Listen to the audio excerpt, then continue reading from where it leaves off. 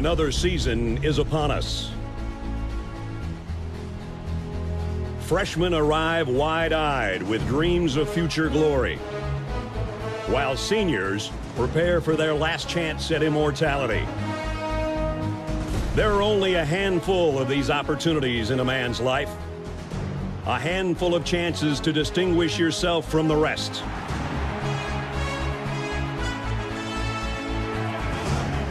It's on these fields where history is made, where legends begin and heroes triumph.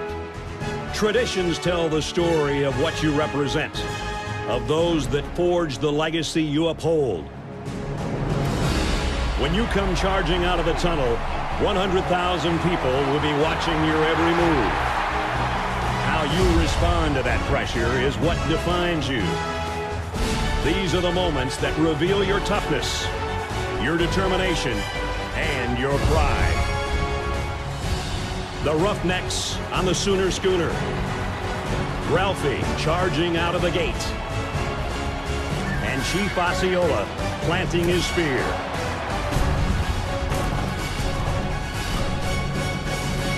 The time has come. Your time is now.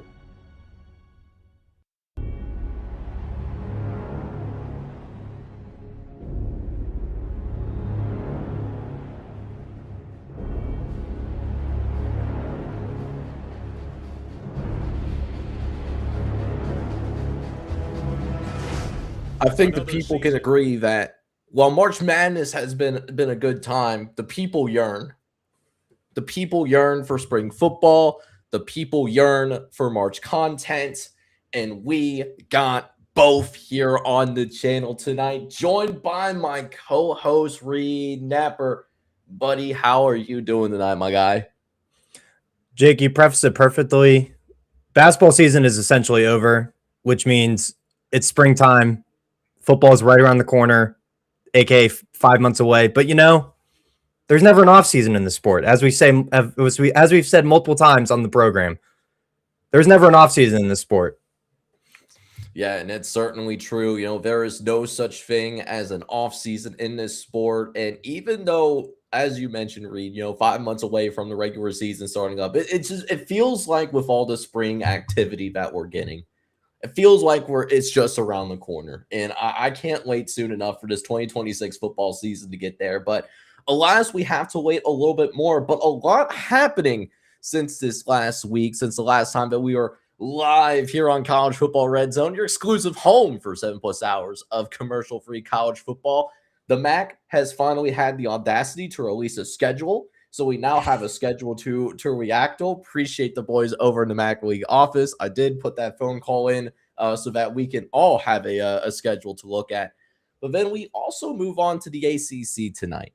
It's going to be some interesting conversations about the ACC going into this season. So we're going to delve into that, give our rankings from a 1 through 17 perspective. No record prediction, but we're still going to have a good time, and we're going to deep dive in tonight. I'm very excited to do it with my co-host. So with that being said, guys, if you are excited as we are, make sure you go ahead and do a couple of things for me. Hit that like button, and then also hit that subscribe button if you happen to be brand new to the channel as well. And then, of course, if you're watching on Twitch or on Twitter right now, really appreciate that from the bottom of my heart. And Reed, one of the institutions have released their schedule, a Midwestern institution. We finally have a schedule to react to, and that completes basically all of the schedule reveals as of right now. Yeah, aside from the Louisiana Tech debacle, which we still don't know about, shout out to the MAC, pretty much the only conference left that has regionality between the teams in Indiana, Ohio, Michigan, and then Sacramento State, the newcomer. Obviously excited to talk about them, see how they're going to fare in stepping up to the FBS level in the MAC. So interested to see your winners and losers of the schedule. But the institution that is MACtion, it can't be overshadowed. It's one of the foundations of college football. It's something I love about college football is weekday MACtion. So excited to see your winners and losers of the schedule. Yeah, and it's absolutely a Midwestern institution. Might be going through a time of transition. We did see Northern Illinois, did depart this beautiful conference to go be a part of the Mountain West. Evidently, is of course mountains out there in DeKalb, Illinois. Who would have thought? That certainly wouldn't have been me. But then we get some new non-mountains, the flat plains of Sacramento, California, joining the flat plains of the Midwest in order to still be a part of this conference. And technically speaking, because Sacramento is in the northern part of the country, it's still technically, same geography of the country. All the schools still remain in the north. Is just we're just stretching it out a little bit, like we're stretching the belt after a big meal at Golden Corral. Yeah, I mean, isn't that the definition of college football nowadays? Let's just make our conferences as wide as possible and, hypothetically as high as possible, going north to south. So, let's just make our conferences, as physically big as possible, covering as much land as possible. Yeah, it's just the equivalent of, can we get our conferences to be the like the people that appear on the My 600-Pound Life. That's really how we're doing things from the the stretching of the geography standpoint. But with that being said, now that we do have a schedule to look at, I'm very interested to hear what your thoughts are, because I haven't seen this before. Not one, but two programs in this conference has multiple FCS teams on its schedule. I know UMass got a lot of attention for having two teams on its schedule, but Buffalo quietly, just like sneaking in there, that second team. I don't think I've ever seen anything like this before. No, neither have I. And I know you pointed it out with UMass, but Buffalo was going to be one of the teams I pointed out, not as a winner or loser, just solely because they are one of the teams that does have two FCS opponents on their schedule between Albany and Robert Morris. So, I mean, it's definitely interesting, makes it for a lighter schedule hypothetically, but those aren't going to be pushover games. I would assume. I don't know Albany and Robert Morris off the top of my head, but FCS teams sometimes can, punch up their weight class. So definitely interesting. Yeah, and we've seen this particularly with some of the basement dwellers at the FBS level. I know last year in particular, I know this is not a MAC team by any means, but Mid-Tennessee State, for example, they played Austin Peay during non-conference play. And not only did Austin Peay go on the road and beat that Blue Raiders football team, they won by 3 touchdowns. So just because they have that FCS patch on the side of their jersey, that doesn't mean by any means that we are going to see a guaranteed win. That's certainly not something that's always going to happen. But I'm very curious now that you're thinking about those winners and losers, as we'll go to our big board of destiny, so that you guys clearly know what we're doing in terms of biggest winner and biggest loser. You kind of talked about it already, but I'm very curious. It's not a Buffalo. It's not a UMass. Who does stand out as a team that has really benefit from this particular schedule draw to you, Reed?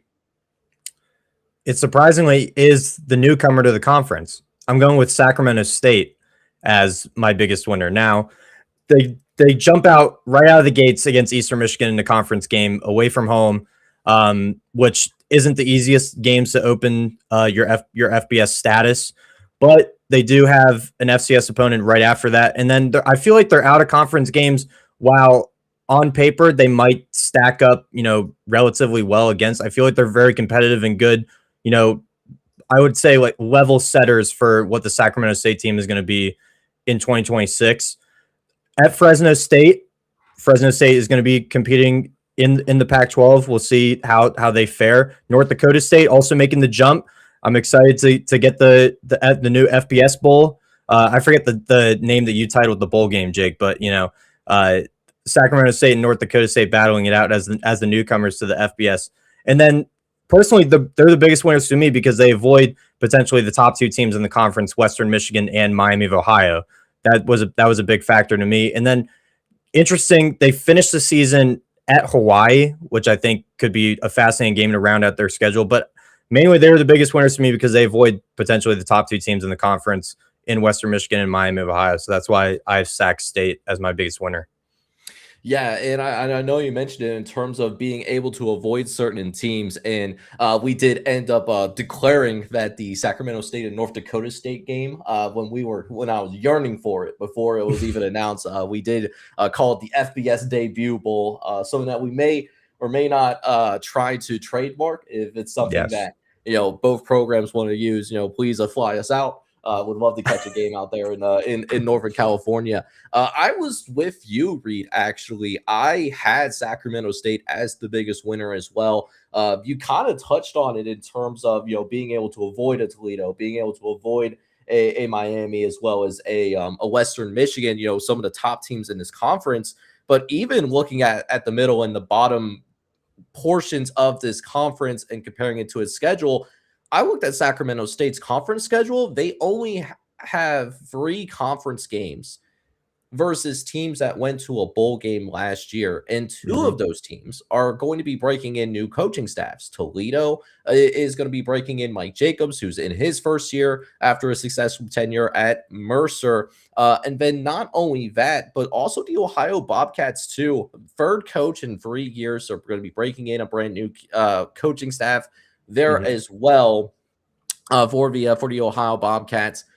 And both of those teams that I just mentioned, they're also going to be coming to Sacramento. So those are 2 teams that are going to have to make a cross-country road trip to come and play you. And, playing on the road is one thing, but then we've historically have seen teams that travel across the country to play a game usually doesn't end up boding too well.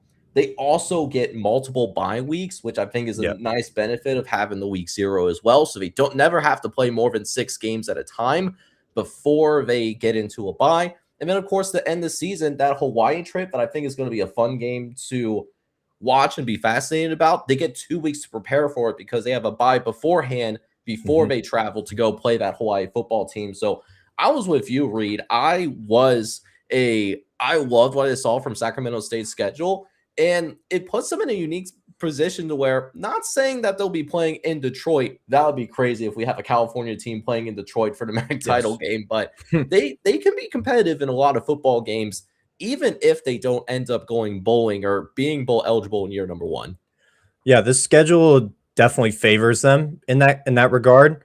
We still don't know pretty much what this Sacramento State roster is going to look like. I mean, we know the names. It's just we don't know how they're going to perform on the field in that sense. So the schedule is definitely favorable, and especially in their first season at the FBS level and in the MAC. But I mean, you made the point exactly. Pretty much their toughest tests are against the better teams in the conference that are bringing in new head coaches. So that definitely plays to their favor. On the other side, though, my biggest loser has been a mainstay in the conference for a hot minute now. It's the Bowling Green Falcons. Now, Bowling Green has I'm just going to straight up say it, they have a gauntlet. They have an absolute gauntlet of a schedule. First of all, they play 9 straight games to start their season. Their bye doesn't come until, what is that, week 10, week 11, November 3rd. Their bye week isn't until November, the first week of November. They open up the season at home against Tarleton State, who has been an FCS powerhouse over the last few seasons. Then you go on the road to, just a small little stadium in Lincoln, Nebraska to face the Nebraska Cornhuskers. And then you go on the road once again to Ames, Iowa to take on the Cyclones of Iowa State. Now again, they are bringing in a new head coach as well, new regime, completely whole different roster, but it's still punching up to a Power 4 level against Iowa State on the road. Then you come back home and you have to play a potential G5 candidate for the playoff in South Florida, who, in my opinion, is in that top 3 to 4 range for the G5 in the playoff. So that's not a pushover game. Your first conference game on the road at one of the top 3 teams in the conference, Miami of Ohio, that is not going to be an easy test. Sacramento State, as we preface, could be a puncher's shot. They get them at home though, so we'll see how that goes. Ball State, Buffalo, and then you go on the road to Western Michigan, who we both agreed was the top team in this conference, and then you finally get your bye week. So this schedule for Bowling Green is, I don't know what Bowling Green did to the MAC offices, but apparently they hate Bowling Green. I think they just got mad. They got mad at Pudge the Cat, but those first 5 games that I prefaced, Tarleton State, Nebraska, Iowa State, South Florida, and Miami of Ohio are, if they can make it out 2 and 3 in those games, I'd call that a success. Yeah, and that Tarleton State football team, that might be perceived as the easiest game that Bowling Green has in that first like month and a half. But Tarleton State, I mean, they were in the FCS playoffs last year, and they went to the Army Academy and took down the Army. I mean, we're talking about our military members going down to the Texans last fall. They took down a whole branch of the military. I know. That's unbelievable. I know that would be a national emergency, you know, but you know that's what Tarleton State did, and so this is a Texas team that is, you know, very capable of pulling that kind of upset off. I ended up going in a different direction though than you did, Reed. So I went with Kent State as my biggest loser personally. So Kent State, similar situation as Bowling Green, where I don't know who they pissed off. I don't know what cereal box that they pissed in while the schedule is being formulated. But this is also a team where they have to play 9 games in a row before they get their bye. Yep. 9 games. Yep. I mean, just diabolical, haphazard work being done to Kent State. And so that depth is going to be tested, because you already know by the time that games 7, 8, and 9 roll around, you're talking about having to really have your depth tested. That's a lot of wear and tear on the body, right? But it goes a little bit deeper than that, not just because of the fact that the bye situation, let's be honest, Kent State got a little bit screwed there. They have a really tough non-conference schedule at South Carolina to open things up. Doesn't get talked about enough. South Carolina, an extremely tough place to play at. It hasn't been highlighted as much because South Carolina has been inconsistent. That's an incredibly tough environment to open things up in the beginning of the year. At Ohio State, a team that made the college football playoff last year, they made it to the college football playoff, and they made it all the way to the quarterfinals. Oh, and how about this? One of your easier non-conference games that you have that's still an FBS opponent, that South Florida team. Yeah, that's on Kent State's schedule too. Not going to talk about how great South Florida is because you mentioned it, but USF, they got to go to USF. Okay. Oh, and then how about conference play at Western Michigan? You got Miami at home as well, which the more that I think about this Miami team, the more that I like them, to be honest with you. We might be making some changes to my personal MAC rankings the more I sit back and think about Miami. But yeah, for me, it's by far the most difficult schedule in this conference. And it's going to be challenging for them to kind of replicate what they did last year when they were kind of flirting with bowl eligibility in the month of November. Yeah, they were. If I had to pick like a 1A, 1B type situation with Bowling Green and Kent State, they were definitely right there for me. I mean, you preface it, you have to play 9 straight games right out of the gate. Your bye week isn't until the first week of November. That back-to-back road stretch right in the middle of the season, right in the middle of October at Western Michigan and at South Florida is going to define their season. If they can go potentially 1-1, maybe in that stretch, you know, based on the first 5 games that they have, you know, if they could salvage a 5-7, 500 schedule, you know, record with this schedule, that would be a win. Yeah, that would be a win for me with Kent State for sure. So, I mean, those are back-to-back games in the middle of October that are potential G5 playoff candidates, both of them. So, yeah, Kent State's definitely gonna have to be punching above their weight class for sure. Yeah, and it's going to test. We saw Mark Carney did an incredible job with this Kent State football program last year, and we might need to see a really good job yet again if they want to have that same record in last year. And one more thing that I wanted to note about them, because I forgot to touch up on it, that last game that they have before they end up going to their bye week in particular, they have to go on the road to play Sacramento State. So that's a cross-country road trip. Again, we don't know how good Sacramento State that is going to be, but we're talking about making a cross-country road trip to play a football game. That's a tough endeavor for any program, not just, you know, these teams that are in the MAC.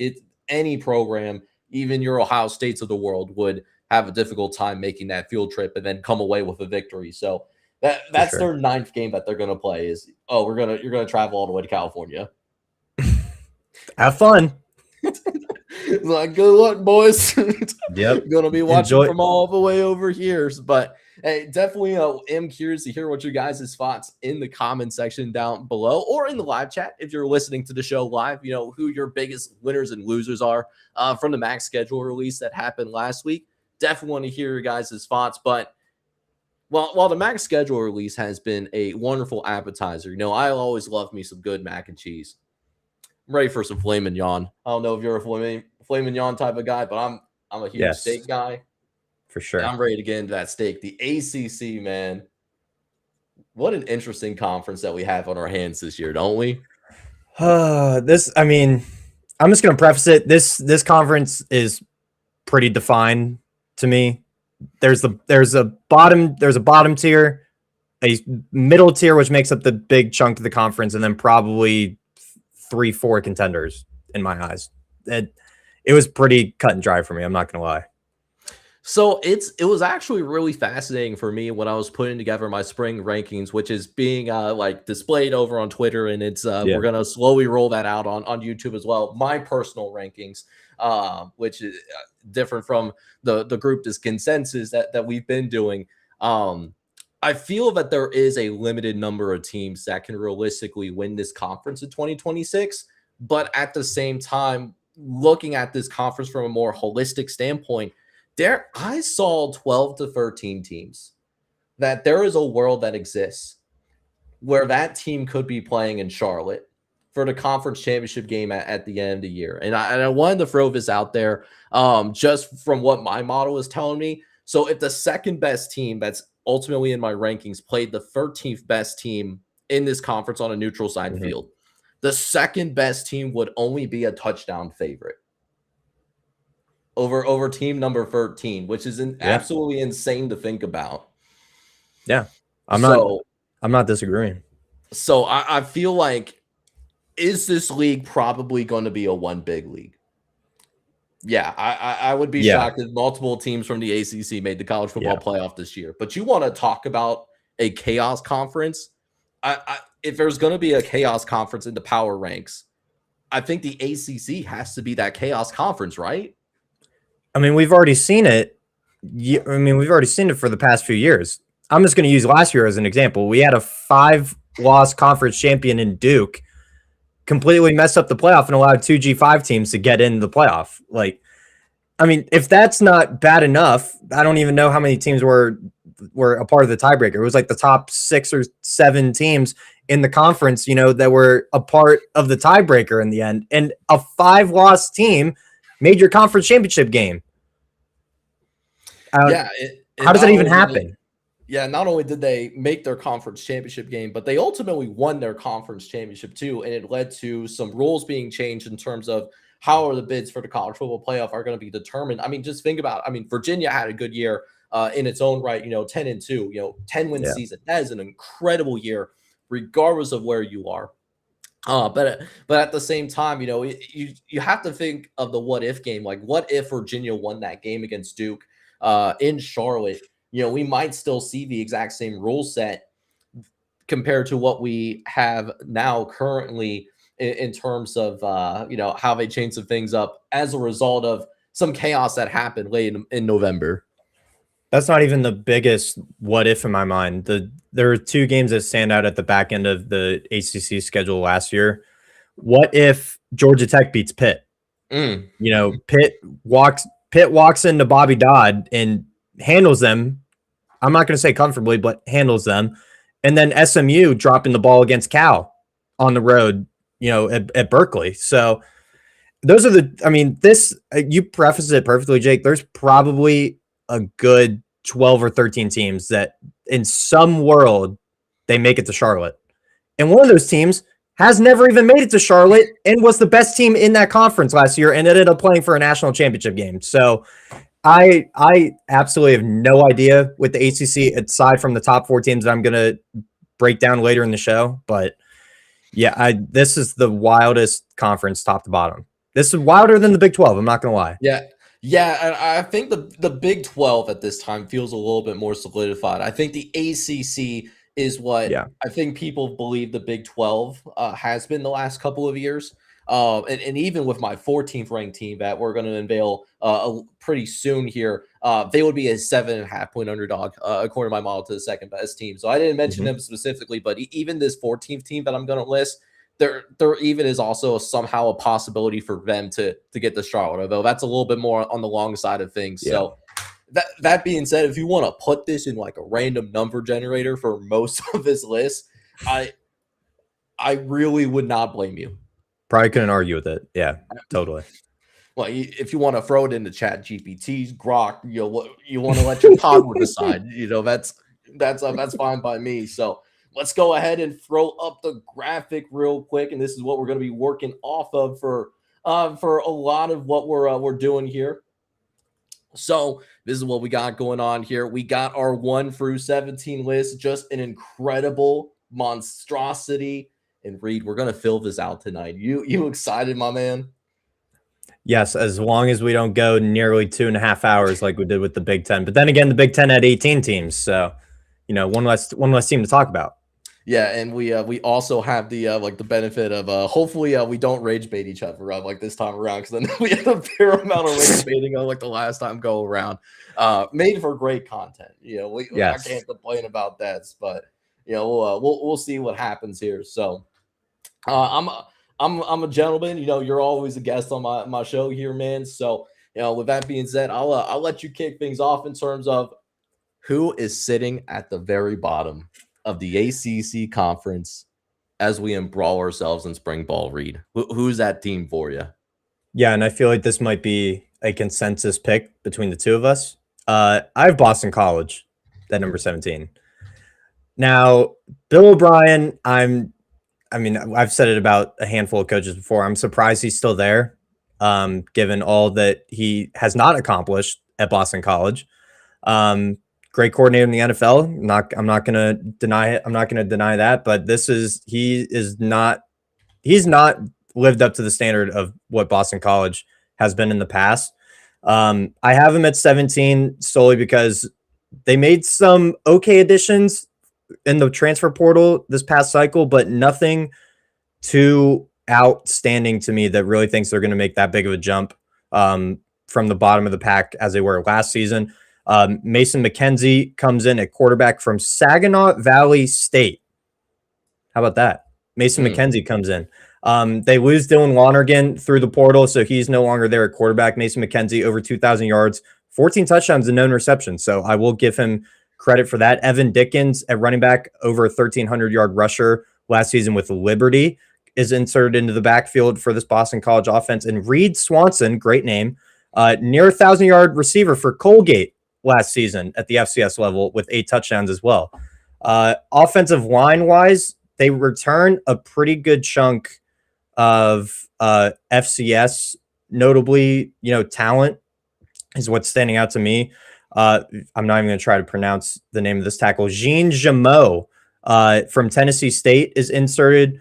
He was graded a pretty good offensive tackle alongside Trayvon Humphrey from North Carolina Central. They were both rated pretty solid tackles for the FCS level. So it's going to be a patchwork offensive line. A lot of newcomers to the unit. Defensively is where I have my biggest questions. A main standout for me on the defensive side that coming into this Boston College team, Chris Jones, coming in from Georgia. Didn't get a ton of playing time for the Dogs last season, but as I've said before, I value, players coming down from other, bigger name P4 schools. So Chris Jones, inserted at defensive end from Georgia, is the player I'm going to keep an eye out for on the defensive line unit for Boston College. And again, as I preface, I just feel like the additions that they made aren't going to be enough to really jumpstart them to really be competitive in the ACC. I think they're solid additions for what they were, but then again, they all were mainly from the FCS level, their best additions. So is that really going to translate, especially to a conference like the ACC? I don't really think so. So Bill O'Brien, if he's not on the hot seat already, he won't be Boston College's coach by the end of next season. So I will put them at number 17. Yeah, and I know you really touched up on Mason McKenzie in particular, and you're essentially hoping that he becomes the next Trinidad Chambliss. Someone that Mhm. like played really well at the Division II ranks. Although unlike Trinidad Chambliss, doesn't have a Division II national championship to his name. Now comes up to Boston College. If he is Trinidad Chambliss, somehow, then they'll end up decently higher on this list. I don't know how much higher. I don't know how much of a difference one person can make. Mhm. I also had Boston College at the bottom. I'm not going to lie to you. So you're right, Reed. Definitely there is a consensus there. Not only trying to replace the guys that you talked about, but they also had 4 players go off to the NFL. So that's also a decent amount of NFL talent that you have to get rid of. Omar Forden is now a Miami Hurricane. That was one of your best DBs that was going to be back from this team, but because of the transfer portal, that is no longer going to be the case. And how about Turbo Richard? Possible all-name honorable mention Yes. in this conference. Well, he's not even in this conference anymore. He's now playing with Indiana, part of that Indiana Hoosiers backfield, and taking handoffs from that coaching staff. And Josh Hoover in Yes. particular. So I'm right there with you. I had them at the very bottom. They were my number 17 team. And it's going to be a tough hill to climb for Bill O'Brien in his third year. If he surpasses expectations, that's great. But at the same time, if it's as bad as what we think it's going to be, we could be seeing a brand new head coach up there in Boston. And I'm not talking about the Patriots either. And a name we both didn't really mention, their best receiver from last year, Reed Harris, also is not on this team anymore. He's now at Arizona State. Correct me if Yep. I'm wrong. Yeah. So he's also not on this team anymore. So it's definitely an uphill climb for Bill O'Brien. Again, we're both not high on them at all. I'm not trying to speak for you, but I would be surprised if he's still the head coach there next season. Yeah. Yeah, although I will say this though, and I'm curious what you think the gap is between this team and Boston College. I had Stanford coming in right afterwards, Mhm. as my 16th best team. Now I will say this about the Stanford Cardinal. I think that overall this football team is going to be better than what it was last season. I will say that. I like the transfers that they brought in, particularly from the FCS level. Aiden Killstrom is an interior offensive lineman from Harvard. Very smart dude.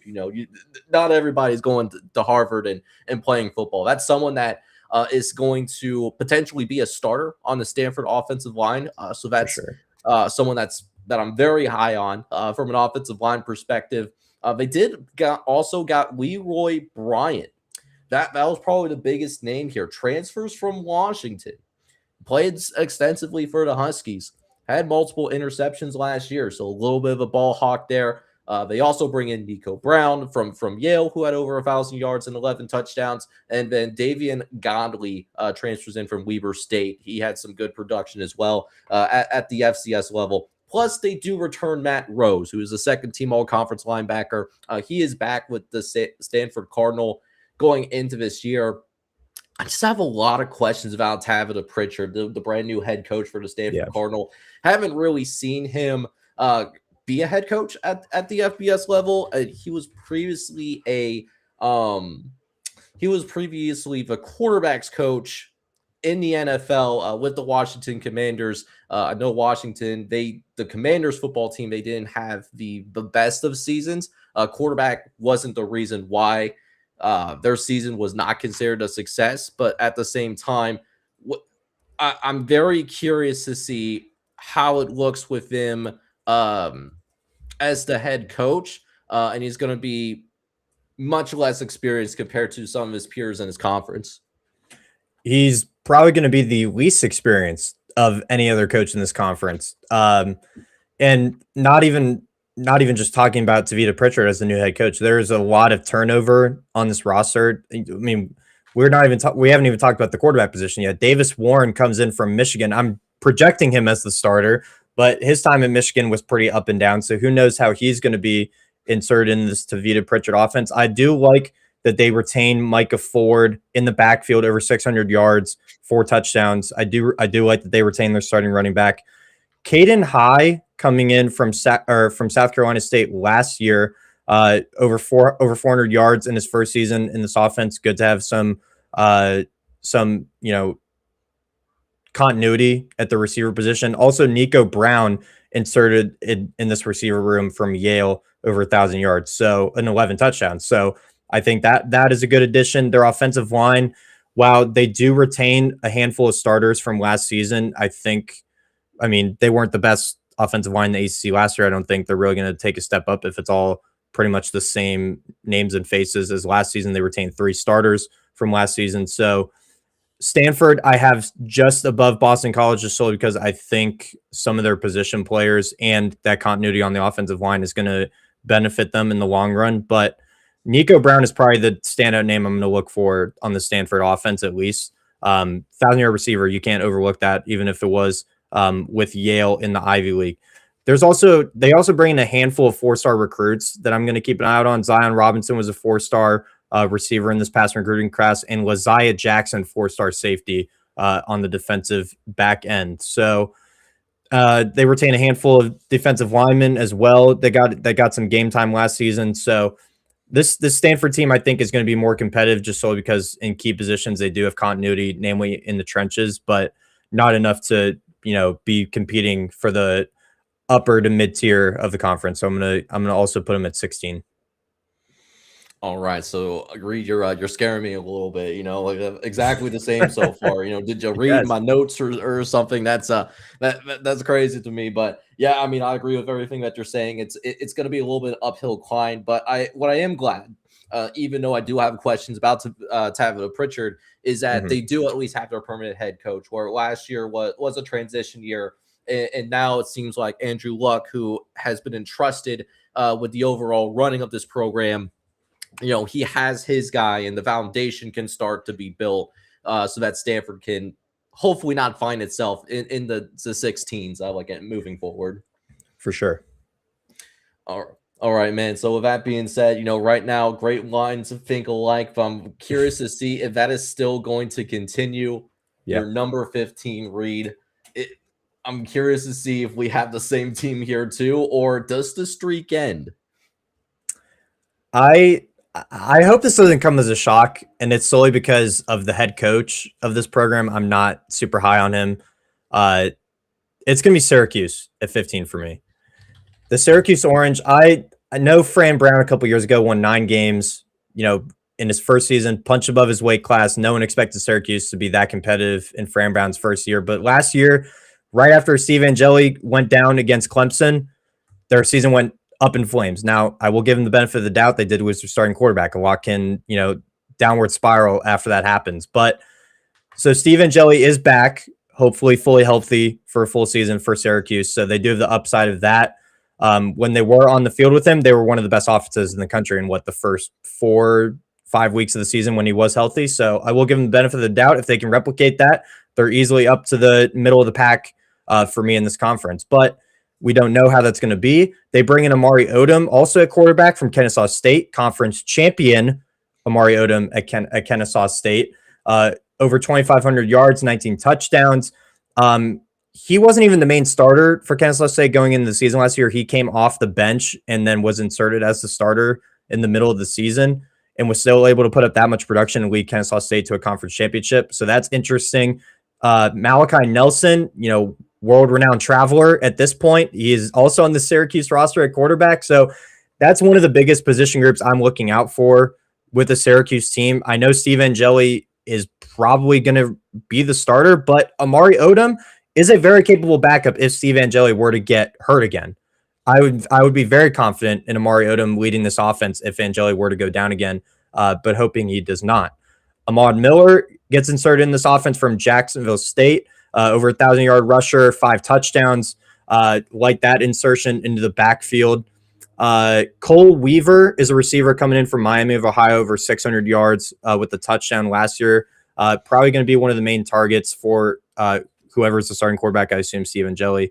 4-star high school prospects, Calvin Russell and Amari Gouge, 2 incoming freshmen that are pretty high on the Syracuse receiving, depth chart. I would expect them to be early contributors as well as Matt Outen coming over from Penn State after the overturning coaching there. So their offensive line, while they retain 2 starters, is going to be once again pretty much a patchwork job as the other teams that we've talked about so far.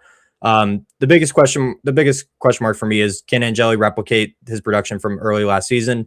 If he does, Syracuse can punch above their weight and go into the middle of the pack here in the ACC. But I think I'm just not high on Fran Brown anymore. I think he's losing this Syracuse team, and if they're not back to at least 500 this season, I could see him on the hot seat going into next year.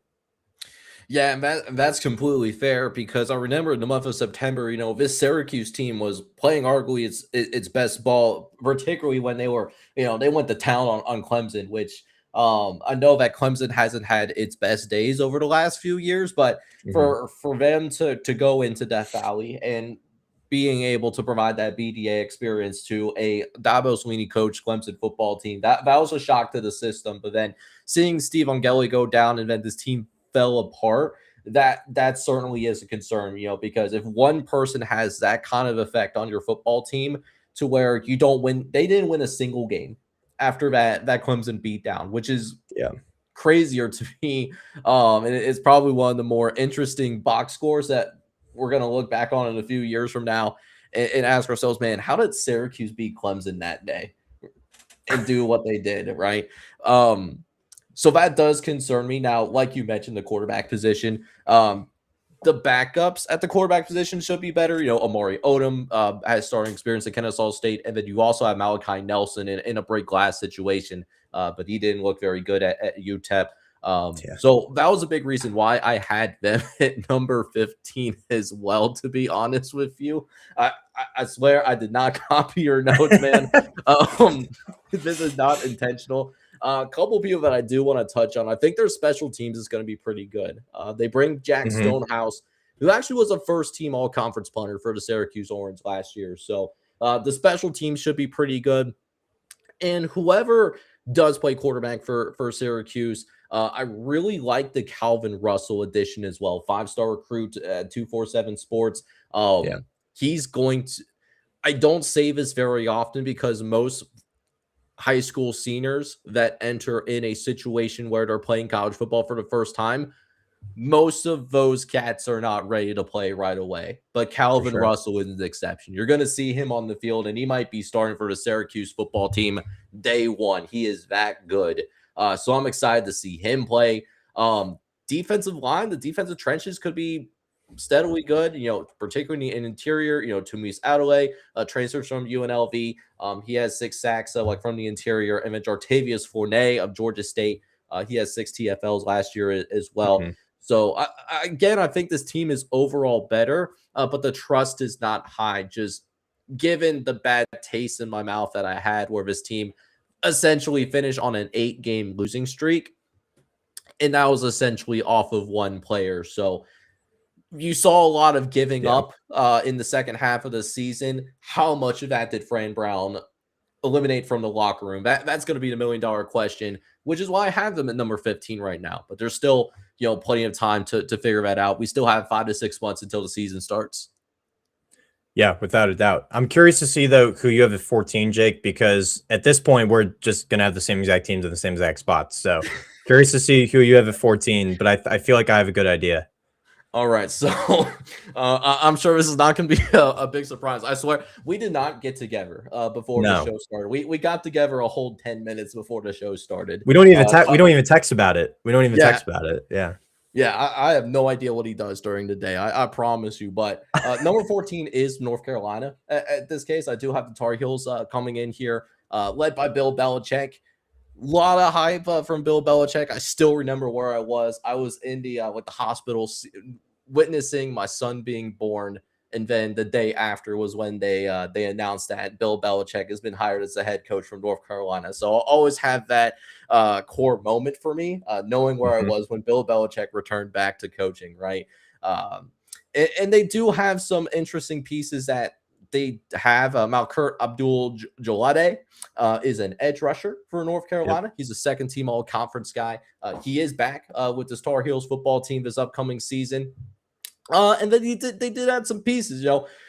I don't know how this guy went as long as he did in the transfer portal and nobody picked him up. But Taron Dickens, if Yeah. you want like someone that's most likely going to be a Trinidad Chambliss, where someone transfers from the FCS or Division II, Division III level, whatever, and comes up to the FBS level and makes an impact and is a star player, I think Taron Dickens is most likely going to be that guy. 3,500 yards, 38 touchdowns. He only threw 2 interceptions, which is why I was shocked that he didn't get picked up by somebody sooner.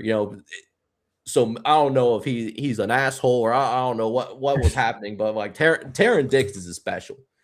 He is absolutely special, and the Catamounts I know are going to miss him. They do add a couple of other pieces. They add Mason Humphreys from Lehigh.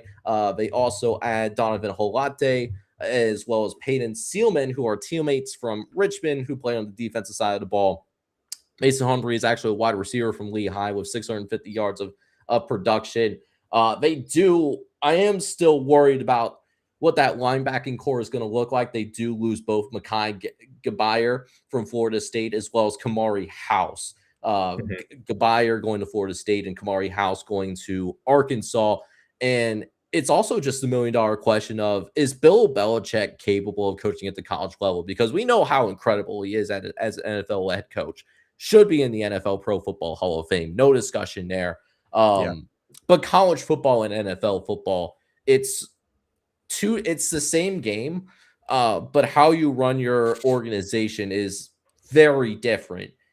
And I don't know if Bill Belichick is going to be able to figure that out alongside with some of the distractions that he has outside of football as well. So until I'm proven wrong, because I admire and I hope I'm proven wrong, because I do have an admiration for Bill Belichick as a head coach for what he's done for the game. Right now, as a college coach, can't be very high on him right now. Yeah, can't be high on him as a head coach. Also can't necessarily be high on their offensive coordinator either. Bobby Petrino, longtime Arkansas head coach, now taking over as the offensive coordinator for this North Carolina team. Potentially the oldest head coach offensive coordinator combo in all of college football, if I'm not mistaken. I'm just trying to think off the top of my head. I think they are the oldest combo. No starters returning on the offensive line, so that's a massive question mark for this North Carolina offense. Taron Dickens, I mean, I'm not going to beat a dead horse while it's down, Jake. You pretty much hit every nail on the head with him. If we're going to put anyone up to the status of being a Trinidad Chambliss going into 2026, he fits the mold perfectly. He's 5'11", 180, 3,500 yards, 30 touchdowns, 2 interceptions. Again, as you said it, I don't know how he went that long in the portal. He was one of the last portal additions that was most notable. So to fall in North Carolina and in Bill Belichick's hands, who some would say is a quarterback whisperer, I mean, good for him. Good for Taron Dickens. Good for this North Carolina offense. Jordan Shipp returns on the outside, over nearly 700 yards receiving last year with 6 touchdowns. So that's good to have continuity there. Mason Humphrey was another name that I wrote down as well. Again, that offensive line is the biggest question mark for me. They returned no starters from last season. And how's that gonna fit into a Bobby Petrino offense? I mean, he got a stint there with Arkansas at the back end last season. So huge question marks for me there. Yeah, I don't know. I still don't feel great about North Carolina under Belichick's leadership. The Fighting Jordan Hudsons, if you will. This North Carolina team, it's a ton of portal turnover once again. And I mean, there's another prime example in this conference that loves a portal turnover that we'll get to later. But I can't see it with North Carolina right now. I just can't. But then again, we'll put in the hype video later, and Taron Dickens, will prove us all wrong and be a potential Heisman contender. So they are also at 14 for me. Jake, stop trying to screen share with me and look at my notes, dude. This is getting ridiculous. I can probably almost guarantee you though, our number 13 teams will be different. I can probably guarantee you that. Be different. There's no shot that 5 teams in a row. We have consensus on. I'm not gonna do that say your team on free type deal like that, because that's corny. But I'm sure from here on out we're gonna see a little bit more variety, and it's gonna have to be some more interesting conversations. Yes. for sure. Do you want to go or you want me to? Yeah, I can get a rolling here with the my 13th team. Right. And I was actually surprised by how low I ended up landing on this team. I had Wake Forest here at number 13. Whoa. Okay. It was a really good season for Wake Forest last year. I will acknowledge that. I think Jake Dicker did a very good job, particularly how they finished the year last year. But I do also want to acknowledge that this was also a team that, in terms of the luck perspective, they did have some balls bounced their way. Okay, so this is me more so projecting a little bit of a return to the mean here, given that Wake Forest might have been one of the luckier teams in the conference last year. And on top of that, you're talking about you got a good amount of talent, particularly on both lines of scrimmage, that you're going to have to replace. Multiple offensive linemen leaving your program in Falele Falmore. He's now going to be going to the NFL draft, and we wish him the best of luck in his pro career aspirations. They also lose Malvin Sinai, your other offensive tackle. He transfers to Texas and is likely going to be starting for the Texas Longhorns next year. So losing two high-level offensive linemen is going to be a little bit of a red flag there. Mateem Aberoba. You got it. You got it. Pronunciation there. Yeah. He is a defensive lineman that had an incredible 2025. He transfers to Texas Tech and likely is going to be starting on Texas Tech's defensive line. So that's another really big name in the trenches that you're going to have to replace. And arguably the best player on your team is also NFL bound and Damon Claiborne, the running back for Wake Forest, which I talked about in my preseason preview last July when looking at the ACC. Hey, this is the name to watch out for. He's a certified bad man. And I was right, NFL caliber player. But he's also gone as well. And the same goes for Chris Barnes, who's transferring to Oklahoma State. Could be starting for the Cowboys, even under the North Texas clone team that is out there in Stillwater, Oklahoma. So that's a lot that they're going to have to replace. Now, the cupboard isn't completely empty. I think the secondary is going to be really good this year. Nick Anderson comes back, first-team all-conference player in the ACC, as well as Karen Prunty, who's a third-team all-conference corner. And they did also add Gio Lopez, who's looking to recapture his magic from his South Alabama days, plus Sawyer Saddle, running back from North Dakota, who had nearly 900 yards last year, plus London Davis Jr., who transfers from UTEP. And Kenny Odom gets a lot of attention from that UTEP team last year, but London Davis quietly had a really good year as well, too. And how about Vincent Ferenzi, Dayton safety, Pioneer League love, 3 interceptions last year. So there's pieces in place, but with the amount of either NFL level talent or high level players that they're going to have to replace, plus expecting a regression to the mean from a luck perspective in terms of Wake Forest did have some balls bounced their way last year, and I'm expecting to see a regression for that aspect. That's why I had Wake Forest at 13. Yeah, I'm a little higher on Wake Forest going into Jake Dicker's second year. Now, I will preface this. I do have inside sources with the Wake Forest program. I do know one of their staffers there. So I have been getting intel from him, but this is not affecting my ranking that much just because I know someone within the program. Wake Forest is going to be my number 10 team. I think they're not due for that much regression as much as you're thinking, in my opinion. I think they're going to be right in the middle of the pack in the ACC. I'm not projecting they're going to win 9 games again, but I could see them going bowling again. Definitely have them in that conversation for sure. Gio Lopez from that inside source has been looking pretty solid throughout camp so far, but then again, it is spring ball. It's really early days here, but I'm high on Gio Lopez. I think he can recapture that South Alabama magic that you were prefacing, Jake. Still had over 1,700 yards and 10 touchdowns last year at North Carolina when what was a very down year in that Tar Heels program. Sawyer Sidor, as you also prefaced from North Dakota State, near 900-yard rusher. You can't ignore that production inserted into the backfield. This receiver group, I'm really looking out for. Juan Davis was a name that I also had circled. So I'm not gonna talk too much about that. Nye Carr coming in from Miami was a former highly touted prospect. He gets inserted into this wide receiver room as well. I think he could make an impact for this Demon Deacons offense. Tolu Olajide at tackle from New Hampshire is going to be the standout on the offensive line for me. They actually get a handful of pretty solid offensive linemen out of the portal. Ethan Callaway from LSU, Ryan Berger at guard from Oregon State, John O'Hegan, I think I'm pronouncing that right. He played center for Bucknell last season. Was a pretty solid option for them at the FCS level, over 770 snaps, graded pretty highly in the run and pass blocking categories. So I'm looking out for him on the offensive line as well. Langston Hardy is the mainstay on the defensive line. He has to have another big year for this Demon Deacons roster. So I think they're good for a middle of the pack finish here. I think Wake Forest, Jake Dicker has him easily going in the right direction. 9-4 in his first season was an unbelievable feat.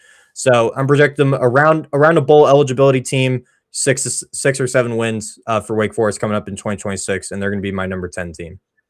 Yeah, and to be clear, even though I do have Wake Forest as my 13th best team, I still think that this is a team that's going to be playing in bowl season. I still think that they're going to be around that 6 and 7 win range, like you mentioned, Reed, which kind of goes to show the depth of this conference, even though they don't have any elite teams besides the one that we're probably going to both pick to win this conference.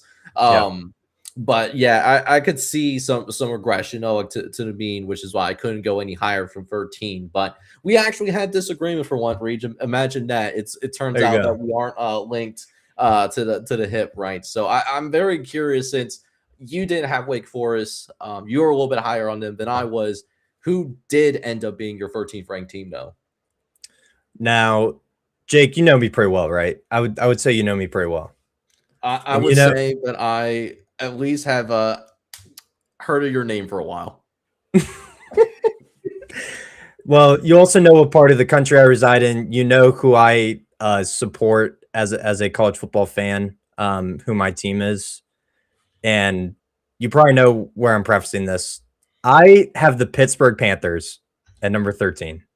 Now, let me preface this because you said this earlier in the show, and I want to restate this before I break down Pitt. They are one of the 13 teams that we preface that there is some scenario realistically that they could be competitive and potentially playing back in Charlotte once again. I want to preface that they definitely do have the upside on this roster to be able to do that. But I think this is the team for me, similar to you viewing Wake Forest regression of the mean. I think Pitt is my regression of the mean team from last season. Coming on the fringe of playing in that ACC championship game, the two games that stand out at the back end of that schedule, Notre Dame and Miami, I can't forget those. They looked abysmal in both of those games. But then inserted in the middle of that, they have the Georgia Tech win, which was a great win on the road at Bobby Dodd. I can't ignore that. Mason Heinschel is back for his sophomore season, over 2,300 yards, 16 touchdowns. He has to reduce those 8 interceptions from last season. The true freshman last year gets inserted in the middle of the season, and he looked phenomenal at times. But I think there has to be regression. I'm going to say a sophomore slump for Mason Heinschel coming in this season. Ja'Carrion Turner is not one who I think has a sophomore slump at running back, over 700 yards in the backfield. He also was a true freshman last season, and he will get the bulk of the carries out of the backfield this season. But don't look just at Turner. Lavelle Wright is inserted in the backfield as well, coming in from Western Kentucky, nearly 500 yards rushing and 10 touchdowns. So got to look out for him as well. Malik Knight, who was the lead wide receiver at Western Carolina for Dickens, as we said before, for North Carolina, over 770 yards and 7 touchdowns at receiver. I don't care what level of football it's at. That is great. That is great production on the outside. So he is inserted in this Pitt offense. Katarius Hicks is back at receiver as well. The offensive line, while they do return 4 starters, I think this is where we see a little bit of the regression from last season. While they do return 4 starters, some of them didn't really grade out well in their pass pro. That's my biggest question. Can they improve on their pass pro, protect Nation Heinschel, and get the ball out to those weapons that I prefaced? The defensive line returns a handful of starters from last season. So does the linebacking core. DeMarco Ward and Alex Stanford are the two names I have circled. Nearly 100 tackles combined between the two of them, coming in from Memphis and Purdue, respectively. So this Pitt team, I'm going to say it again. They definitely have the upside of being a very competitive team once again. But putting my personal bias aside with them, no, I'm just kidding. Not my personal bias. Pitt is going to be at 13 for me. I just think they see some regression from last season. And I'm not the biggest Pat Narduzzi fan, nor the Pitt fans are the biggest Pat Narduzzi fan. I think their time is kind of running out on him. And surprisingly, for the history and the pedigree that Pitt football has had before, they're also not investing NIL wise how you would expect, a big name brand as Pitt, to really compete with. So I have him at 13. I think this is a make or break year for Pat Narduzzi, and especially with the fan base as well. So I have Pitt at number 13. Yeah. So Reed, we're going to have some fun with this one because I'm going to tell you what, I did not have Pitt at number 13, obviously. I probably didn't have him in your bottom half. My top 10. Yeah. I had them as a borderline top 5 team. I ended up having them as my 6th team in the ACC going into spring ball. And I know there's a decent amount of losses on the defensive line and in the linebacking core, as well as losing Desmond Reed. That's going to be tough to replace. But I do think that offensive line is going to be better based on what you said, with 4 offensive line starters coming back, I believe. Plus, they added Kaylin Davis in the transfer portal. That's an interior offensive lineman coming from Akron, who has the potential to start on the offensive line as well. So that's some experience that you're adding in what is quietly one of the more important units that you could have on your football team as well. Another person that I'm excited to watch, that I hope he gets an opportunity on the field, is Kanye Thompson. Transfers from Slippery Rock. As a corner, he had 5.5 tackles for loss and 4 forced fumbles. That is just unheard of stuff from a defensive back. So he's clearly a thumper and he loves to hit people. So I'm hoping he gets an opportunity to be on the field. But none of that pales in comparison to Mason Heichel. I am a sell me Heichel truther. Yeah. He took over that job in the middle of the last year, which is why Eli Holstein left to go play at Virginia, because he couldn't handle the Mason Heichel show. Lit the world on fire over the course of October and November. Yeah, might have been a little reckless at times. He might need to cut on those turnovers, but he plays with bravery. He plays with courage. As some of my friends down the bayou would say, he puts his nuts on his shoulders every time he plays the game of football. And not to mention Pat Narduzzi. Hey, maybe he's not in his prime as a head coach. But this is still someone that is, to me, is one of the best head coaches in the ACC as well. So tremendous amount of respect as well to Pat Narduzzi.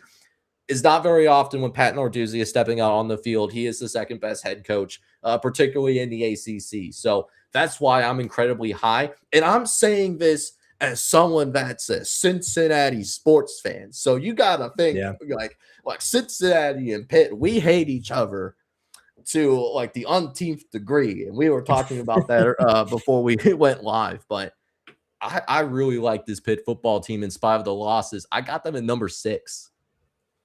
Yeah, I mean, I can't be mad at it because, again, if all of their pieces fall in the right places, they could compete to go to Charlotte. I'm not denying that. I'm not going against that at all. I definitely think that's a real possibility. And again, if Mason Heichel doesn't have the regression like I project, they're definitely in that upper, part of the conference. I'm not denying that. Now, a team that I will say that I'm not as high on, but I still think there's a world where they make it to Charlotte, and you're probably going to be a little surprised when I say this name, because I was hyping them up a little bit earlier in the offseason. I had Cal at number 12, to be honest with you. So really like the key additions that they made. I think the weaponry is going to be better with Chase Hendricks and Ian Strong. I think that's going to be a fun combination with Adam Muhammad in the backfield as well to help out JSC in that quarterback position, who had some really good flashes as a true freshman. But then you have to realize that, unfortunately, there is two sides of the ball. So the offense is really good. It's like, have you ever seen the like the drawing of like the horse picture meme where like one part of the horse looks really beautiful, and then as you continue to progress in drawing the horse, you realize you're running out of space, and then the horse looks a little crappier. Well, so Cal football, the really nice part of the horse is the offense. The defensive side of the ball, new head coach Tosh Rapoy is going to have some work to do. They lose Cade Uvalde in the transfer portal. He goes over to BYU. Not only one of the best defensive players on this team last year, but he was probably one of the best defensive players in this conference last year that was going to return anyway. So to lose him to BYU, that's really rough to see. They also lose TJ Bush, who transfers to Minnesota, who had 5.5 sacks. Luke Farrelly, Cade Uvalde's teammate, he also transfers, and while not as touted as Cade Uvalde, Luke Farrelly had 91 tackles last year for him. So there is a concern in that linebacker field that I don't feel was backfilled well enough. They didn't really bring any linebackers in that have that preferential production that I'm looking for. And then they also, on top of that, they lose their long snapper to Kansas, which doesn't sound like much, but you have to think because that 2 from 13 is so close in my mind, special teams is going to play a huge role in deciding games. So all of that, plus with Tosh Rapoy, who both of us are really high on. We loved him as a defensive coordinator at Oregon. Yes. We have to see him also prove it as a head coach. And I think he'll do a good job. I am concerned that he's not going to have enough to work with on the defensive side of the football in order to make not a realistic push. I still think it's realistic for Cal to be in Charlotte, but to have the expectation of being in Charlotte. I still think we're about a year away. Now, this time next year, look out for Cal football. Especially if they keep all those offensive pieces in place. But for right now, I have so many concerns about the defensive side of the football that everything that they did on the offensive side of the ball in the transfer portal, including Dorian Thomas, who I don't think I even mentioned, he transfers in from New Mexico too. They got some studs offensively. They're going to be some fun football games to watch. I just think they're also going to have to put up 35 to 40 points to win games in this conference. Yeah, I'm not gonna beat around the bush. This Cal offense is going to be electric. It's going to be worth staying up, to 10:30 Eastern time to be able to watch them when they are on the West Coast. JKS at quarterback is one of the most electric quarterbacks in the country. Nearly 3,500 yards, 18 touchdowns. He has retained some thought with the coaching turnover that he was going to be able to leave. Reportedly, Tosh Rapoy, as soon as he signed the contract with Cal, he got on a flight to Hawaii and convinced JKS to stay. So, I mean, gotta love that. Your coach is committed to do anything at all costs to be able to keep your starting quarterback on your roster. Ashton Emery, as you mentioned, is inserted in the backfield alongside Adam Muhammad. So I like that running back duo. Carter Vargas is another name to watch out for in the running back room. Comes from UCD.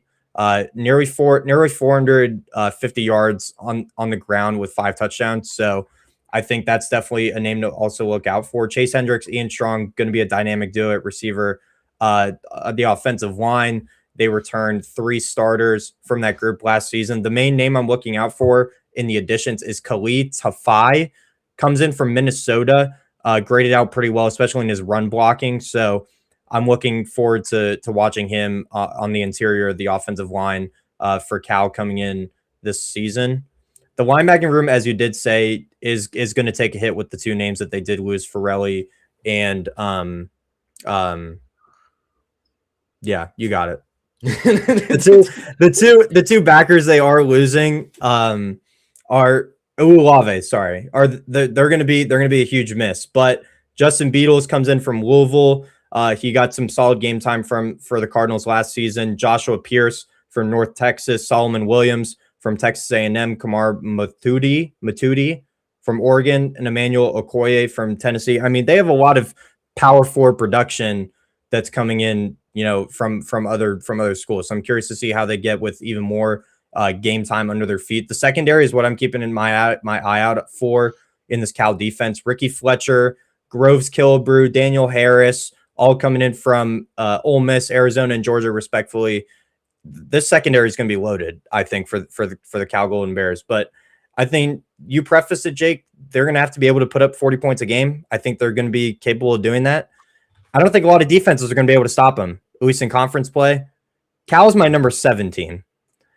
I have him comfortably in the upper half. I think JKS is going to prove that he is a dark horse Heisman contender, especially with the added weapons on the outside. And I think Cal is going to be a comfortable bowl team in 2026. So I have them in the upper tier, but exactly like you said, watch out for them next season, because if they get that defense all squared away, especially in a comfortable Tosh Lupoi system, they're going to be real competitors. So I have them at number 7. Yeah, and I think if we do see that defensive improvement and the defense overperforms expectations, I mean, it's watch out, right? Because yeah, us East Coast guys, especially as you get older like me, where 10:30, you're openly debating whether like, do we regret like going to bed too late? That there are going to be exceptions made to watch Cal football, especially if they're playing at 10:30, because they're going to be a fun watch, regardless of what that record is going to be.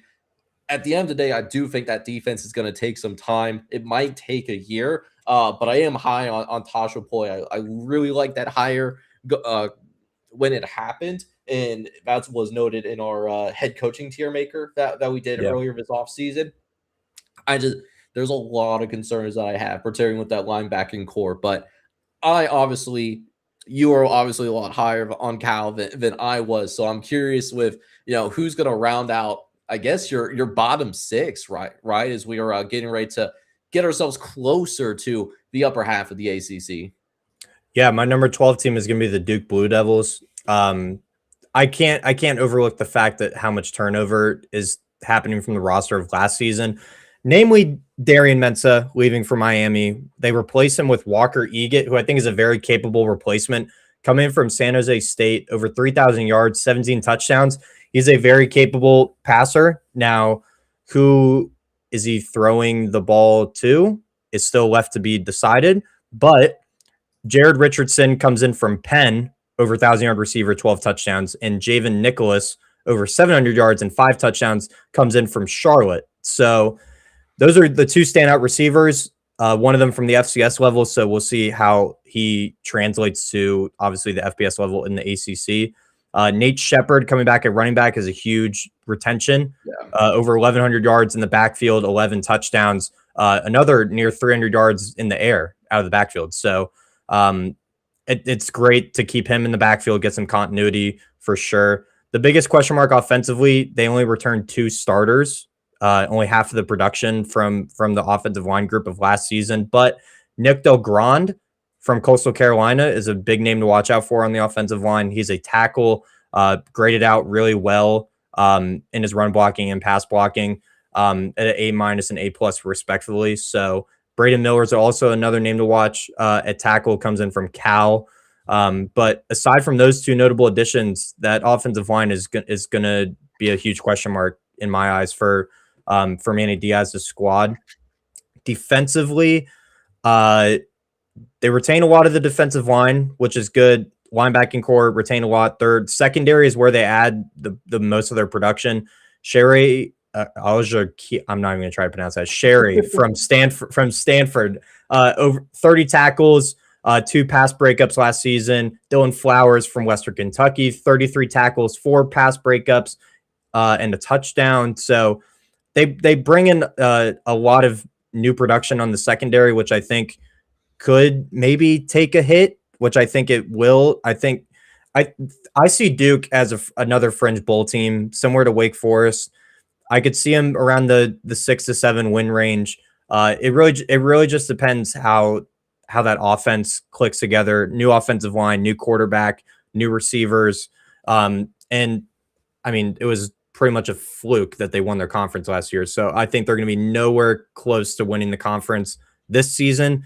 But I think Duke is solidly a bowl team this year. So good rebound spot from Andy Diaz, especially after losing the production of Mensa and Barkate. So I'm going to put the Blue Devils at number 12.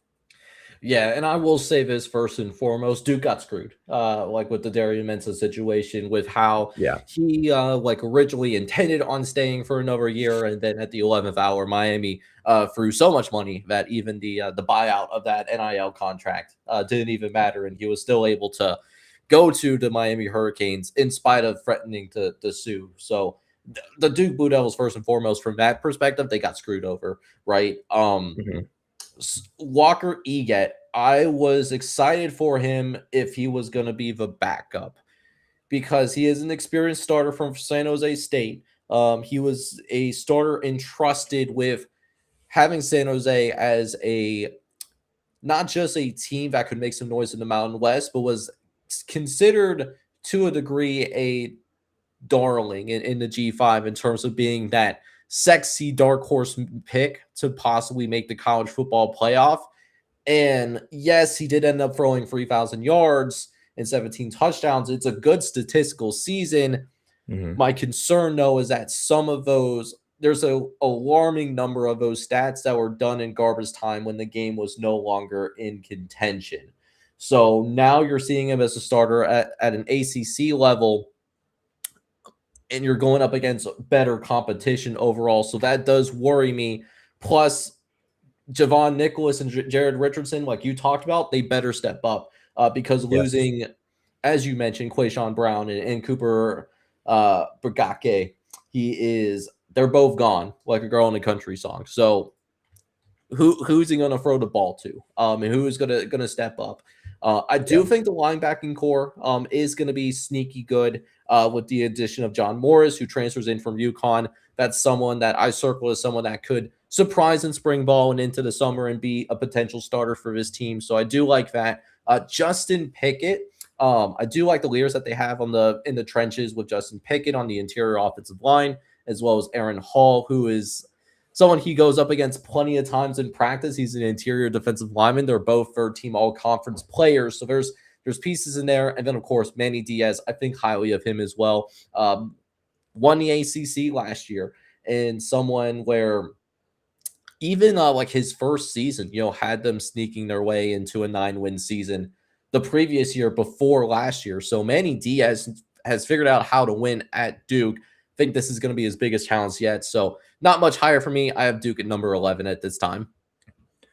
Yeah, definitely. They're definitely going to have to take a step up, especially with Walker Eget. It's definitely a step up from San Jose State to playing in the ACC for Duke. But my number 11 spot is open, and I'm going to keep this short and sweet. I've talked about this team before, specifically on Twitter and on my channel, so I'm not going to, add too much on to what I've said about this team before. And hopefully the Twitter audience, gets a good kick out of this because I love bashing on this team. It is Florida State. I have Florida State at number 11. I think, once again, wholesale changes through the portal for Mike Norvell. If he's not on the hot seat now, when does he get back on the hot seat this season? Because I think it does happen again. When is he out? Gus Malzahn is no longer the offensive coordinator there. He is now a part of the college football playoff committee, so good for him. But Florida State, I think, while they do make wholesale changes through the portal again, I can't back Mike Norvell anymore. I think my stock is fully sold on him. Tim Harris comes in as the new offensive coordinator. He is an unproven coordinator. They return no starters on the offensive line. Ashton Daniels is inserted at quarterback from Auburn. He looked okay in his time when he did play for the Tigers last season. I do like the Q Wisner addition at running back. I think that is a great addition alongside Jeremy Sands from Florida Atlantic. Q Wisner, while he did battle some injuries last season, I think his addition from what we saw 2 years ago in the backfield for Texas, that potential is there. He's a proven product from what we've seen from him. So I do like that addition. Deuce Robinson is a huge retention. He could have gone to the NFL draft. He's retained at receiver, 1,000-yard receiver, 6 touchdowns. The dude is 6'6". Like literally, Ashton Daniels, your job's not hard. Just lob it up to Deuce Robinson every play. Like it doesn't matter. Mekhi Danzy, Javon Boggs also returned in the receiver room. They have a handful of pretty good recruits in this class. EJ White is probably the name I'm keeping an eye out for the most. He was a 6'2" receiver out of this past recruiting class. Again, the entire offensive line is new from last season. Xavier Chaplin and Nate Pabst are probably the 2 names I'm looking out for the most on the offensive line, coming in from Bowling Green and Auburn, respectfully. So it's just a patchwork of portal additions, in my opinion. I can't get behind Mike Norvell anymore. He has to prove it to me. And now going into his 7th year, he's only 38-34 as the head coach of Florida State. Florida State is arguably a blue blood of the sport. They should be competing for the ACC year in and year out. And the fact that Mike Norvell is still there is a honest surprise to me. So I'm going to put Florida State just outside the top half at number 11. Yeah, so I'm actually a little bit higher on Florida State as of right now. They actually come in for me as my number 7 team. So a little bit higher on this Seminoles football team. I still think that there is something in here in this Florida State football program in terms of being able to get to where they need to be. And we saw those flashes last season when they played Alabama. We saw them beat Alabama in the opener. So it's in there. And I think the biggest thing is getting that consistency from his football team.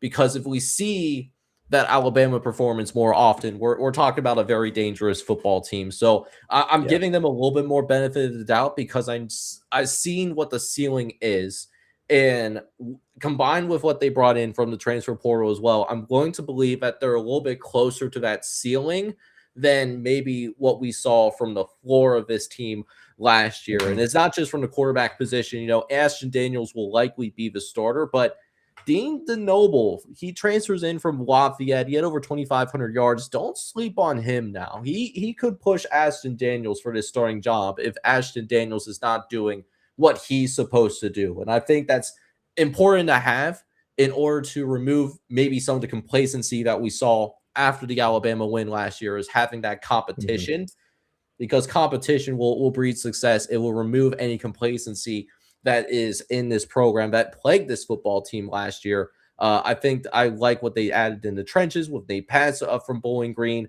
offensive tackle for the Falcons last year. He could start. Ditto for Jordan Sanders, who's the defensive lineman for Texas State, who's also another potential starter as well. One high school recruit that I'm looking at is Chuck Kennan, borderline 5-star recruit in this 2026 high school recruiting class. He could play right away, or at least be like a special team / rotational player in that freshman campaign, alongside of Naheem Chandler, who comes in from South Alabama, 2 interceptions and 13 pass breakups. And I think Mike Norvell at this point, I think he's understand what he did wrong in the last couple of years and recaptures some of that 2023 magic that they had. Not saying that they're going to the playoff by any things, and not saying that they're going to Charlotte, but I think that we do see Florida State closer to what they should be as a borderline blue blood, where they are, you're looking at them and you think they should be at least competitive in every single game that they play in. So I'm going to, I think Mike Norvell, understands the urgency, and I think he rises to the occasion here. So I'm going with them at number 7. Yeah, I think they definitely improve on last season, but I don't think they improve enough to get to the top half. Again, somewhere in that Wake Forest Duke range. I see them being a bowl team, 6 wins. Again, my stock is fully sold on Mike Norvell. I can't do it. I can't do it. Well, and I also couldn't do NC State in my top half of the ACC as well, because I had NC State as my number 10 team. This was a team that was absolutely gutted in the transfer portal this offseason. not just with the NFL player, Justin Jolie, Devin Marshall, and Brandon Cleveland. They're all going to the NFL. That's multiple draft picks that you're going to have to replace. Hollywood Smothers, who's one of the focal points of your offense. He leaves for Texas. He was an Alabama player for 5 minutes. He's actually a Texas Longhorn. He was a star for NC State and a great backfield mate, and now he's gone. Their 2 top receivers, Terrell Anderson and Noah Rogers, have also left as well. One going to USC and one going to Alabama and actually staying there this time around. And then one of their top offensive linemen, Jacarius Peak, is gone as well. He leaves for South Carolina, could be starting for the South Carolina Gamecocks this fall as well. So there's a lot of talent that they're going to have to bring in, not to mention that Kenny Soares also leaves for Michigan State. Not a star player, but a good player with 80 tackles last season as well. And just looking at what they brought in on the back end, I don't think they did nearly enough to backfill all that talent that they lost. So that's why, even though I do like Dave Doran, I don't love him, but I like him. I think NC State is going to take a step back. But again, I do like the Victor Snow ad. Bringing him in from Buffalo. He was a bright spot on what was an anemic offense for the Bulls last year. Yeah. But again, I mean, beyond that, I think this team was good last year, and I think this is a team that you're looking at possibly taking a step back compared to last year, although albeit still a team that can potentially go play in a bowl game. Yeah, I view him very similarly to you. I have him at number 9 for me personally. Not gonna again point out all the things that you did. I do like the Victor Snow addition at receiver. CJ Bailey back at quarterback, over 3,000 yards, 25 touchdowns. Friend of the program, AT, is really high on CJ Bailey in comparison to us. He had him in his top 10 quarterbacks going into next season, which I'm not that high on him, but he definitely has the capabilities to be a very good quarterback once again for NC State. Jaden Scott returns at running back, nearly 600 yards on the ground, 4 touchdowns. Davian Goss comes in from North Carolina, nearly 300 yards, 3 touchdowns. So I think that's a good running mate for Jaden Scott in the backfield. Victor Snow, as we both pointed out. A name I have circled here, Tyron Warren from Alcorn State, over 440 yards receiving, 4 touchdowns. I think he's going to be an immediate impact player. And Josiah Trader coming in from Miami. Didn't get a ton of game time for Miami, but when he did, he nearly averaged 14 yards per reception. So he is a big play potential player for this North Carolina State offense. The offensive line, again, I have questions about it, similar to other teams. They only returned 2 starters from last season, but Jamarion McCrimnon, that's an all-name team if I've ever seen it, comes in from East Carolina. Teague Anderson comes in from, or he was there last season, excuse me. Jylun Hampton, I think I said that right. He comes in from UT Martin. So the additions that they did make on the offensive line, I think, are going to be capable enough to, fill in the shoes of who they lost from last season. But again, I see North Carolina State being a solid middle of the pack team. Definitely have potential to be a bowl team. Raul Aguirre Jr., I think I'm pronouncing that right, 43 tackles last season in a pass breakup for Miami inserted into the linebacker group. I think is going to be a good addition alongside with Harvey Dyson, 31 tackles and another pass breakup, 7 sacks from the linebacker position for Tulane last season. So I think they're going to have some bright spots. It's just, do they all mesh together to project NC State to a top half finish in the ACC this season? We both don't think so, but I think Dave Doran, in now going his 14th year, didn't expect he was there that long. I didn't realize that. I think NC State, this is just a pretty average year in my eyes, so I have him at number 9. Yeah, and I like Dave Doran dating back to when he was the head coach of Northern Illinois. That's where he came from to become the head coach of his NC State team, and was responsible to leading the Huskies to a New Year's Six bowl under the Jordan Lynch era. So they're a fun back of the day. I like CJ Lynch, and I'm like not as high as, I wouldn't say he's part of my top 10, but I love watching him play though. He is an exciting person to watch, but I think the talent around him has diminished. So, I mean, like you said, middle of the pack team. I think they're going to be fine, but I think they lost too much to Yeah. be a part of that premier title threat Hmm. group per se. But I know I still have my number 9, so you can almost say the same thing about this next team on this list. Georgia Tech comes in next for me as my Yeah. number 9 team on this list. First and foremost, you have to figure out how to lose Haynes King. Maybe not the best pure passer in the world, but just one of the best competitors and best athletes that I think the ACC had at the quarterback position last year. So you have to figure out how to replace Haynes King among 4 other players that are going to the NFL, whether it's Eric Rivers, Amari Harvey, who's a corner, Jamal Haynes, who was Haynes King's backfield mate. He's gone as well. And then Keelan Rutledge, who was an interior offensive lineman, helped out quite a bit at the line of scrimmage. Plus, I didn't even get to the transfer portal either with Isaiah Cannon. He transfers to Georgia. So in the battle of good old-fashioned hate, he goes to the dark side and joins the Georgia Bulldogs this upcoming fall. But unlike NC State, and why I have them a little bit higher than the Wolfpack, I did think at least the Yellow Jackets did a better job than in replacing that talent than NC State did. Really like the Justice Haynes ad. He transfers from Michigan. Jalen Mbakwe could be a starting wide receiver for this Yellow Jackets team. He transfers from Alabama.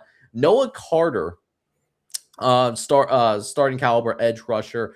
He ends up coming in, I believe, Alabama. I have a different name here listed, which I know is not right, but I'm not fully sure where Noah Carter comes from, but he's joining this team as well.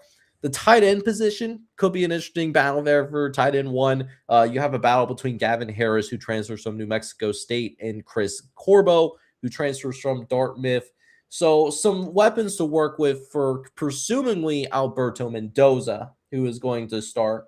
If he's 90% of Fernando Mendoza, this is a very dangerous football team, but we don't know what to expect from Alberto Mendoza. What he did in mop-up duty was promising, but it's different being a mop-up reliever when you're blowing a team out by 30 to 40 points and you're playing against likely backups as well. Yeah. And playing actual full-time starters, plus the coaching staff has more film on you. So that's going to be a jump for Alberto Mendoza. I'm curious to see how it works out. Could be a Haynes King equivalent. We'll see. But just quite a bit of questions here right now for this Georgia Tech football team. Yeah, definitely. That's the biggest question mark for Georgia Tech offensively. Just to preface, I have him at number 8, so I kind of view him similarly to you.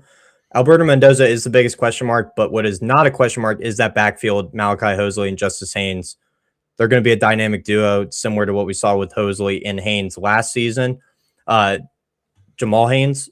Justice Haynes, I think, is a huge addition coming in from Michigan. Nearly 900 yards, 10 touchdowns, ended up getting hurt.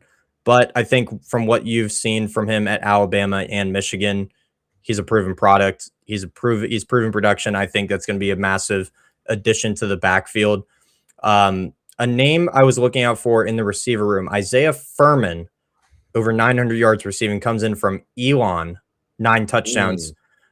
Big name to watch out for Alberto Mendoza, his weapons on the outside. That tight end room, I did circle Harrison Corbo battling it out like Corbo. Dartmouth? Okay. Going to Georgia Tech, it's also a technical institute, so that's a smart kid. Offensive line is going to be a question mark for me. They only retained 2 starters from last season. The additions are okay on paper from what they made in the portal.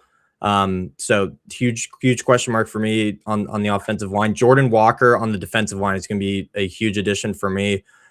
Comes in from Rutgers, 25 tackles, 3 tackles for loss and a sack, as well as Tajay McCoy, 21 tackles, 4 tackles for loss, 2 sacks, comes in from Oklahoma State. So I think those are 2 players to watch out for in the defensive line. I think Georgia Tech, if they can moderately replace the production that they had last season, not saying that they live up to that potential for Brent Key in year 5, but I think I love Brent Key as a head coach.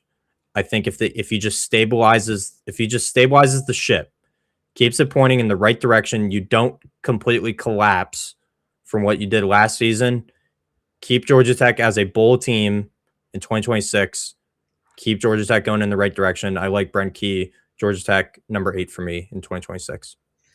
Yeah, and it actually turns out, as I'm reading like from my personal notes as well, is like so I actually misread my ranking. So I actually had Georgia Tech at number 8 as well. So I'm actually in line with you. I just, not because I copied you, it's just because I'm stupid and I cannot count. So that's the so but still, I mean, like, very, feeling the exact same way that you are, Reed. So let me go ahead and jump into who's actually my number 9 team.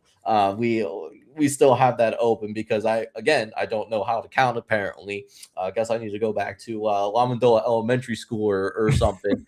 So I do have the Virginia Cavaliers coming in as my number 9 team going into this season. Listen, this was an incredible year for Tony Elliott. I'm just curious to see if this is going to be a type of year where you're looking at it and, was this a genie in a bottle type deal, or is this something to expect from Virginia moving forward? Because yes, this team ended up with double-digit wins. They win 10 games and they end up going to the ACC title game. But kind of similar to Wake Forest, talking about them earlier tonight, Virginia was also the beneficiary of being able to have some breaks go their way, because there was quite a few games where Virginia absolutely could have lost, whether it was the overtime game against Florida State that really could have gone in either direction. Washington State as well gave Virginia a really good scare, especially when Virginia was ranked in the top 25. And then North Carolina went for a 2-point conversion in overtime. It was half a yard short. So there was moments like that where Virginia was very close to blowing it and suffering a inexplicable loss, but they just didn't, and they found a way to win. And I want to give them credit for that. So I'm curious if this is a little bit more of a return to the mean, but not as bad as a Wake Forest, because they do have more returning 5 all-conference guys that is going to be back for this football team, including notably Daniel Sparks, who's the punter. So special teams should be pretty good for Virginia this upcoming season.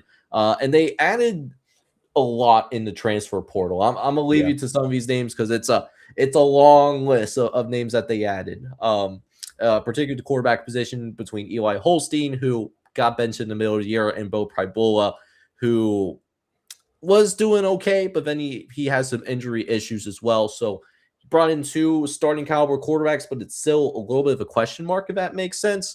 Mm-hmm. So again, I'm thinking there might be a little bit of a return to the mean with Virginia, but if it's not, I mean, Tony Elliott could absolutely make some things shake here in 2026. The pieces are there. It's just, are they going to have a similar type of, or the football gods going to bless them in a somewhat similar way? That's kind of my question. Yeah, I think there's a little bit of regression from last season, but not as much as you view Virginia having. I have Virginia at number 5. Okay. I have Virginia cracking my top 5. I think I'm a huge Bo Pribula guy. I mean, not just because he did play Penn State. I think in what he has shown at Penn State and Missouri, he's a very capable quarterback on both in the air and on the ground. The biggest thing he has to improve on from last season, I'm touting him as the starter as of right now, but if he is to be the starter, he has to limit the turnovers. 9 interceptions and 6 fumbles last season. He has to reduce the turnovers, but then again, Eli Holstein has shown he's been a very capable quarterback as well in his time at Pitt. So those are, I mean, could they do a potential, I don't know what you would call it, like a rotation system, like they alternate drives or something? I don't know. Or situation wise, I definitely think they could both get playing time. I'm not going to lie. Jaquale Middlebrook is a huge addition in the backfield, comes in from Middle Tennessee State, nearly 800 yards rushing, 4 touchdowns, another 400 receiving, 3 touchdowns. I think that's a huge addition in the backfield alongside Solomon Beebe from UAB and Peyton Lewis from Tennessee. They both got good amounts of production at both of those schools as well. Jaquan Gibson is a name to look out for at the receiver room, comes in from Massachusetts. Shout out the Curse of You. Over 600 yards on Twitter, or over 600 yards through the air for Jaquan Gibson. I think he's going to be a name to look out for in this receiver group, alongside incoming Rico Flores from UCLA, Deshaun Martin from Kent State, and Tyson Davis from Central Michigan. The offensive line, they retained 3 starters. And I think having a pretty good chunk of continuity is going to benefit them. Alex Payne is a name to look out for. He's a sophomore, transfers in from USC on the offensive line. I think that's going to be a huge addition.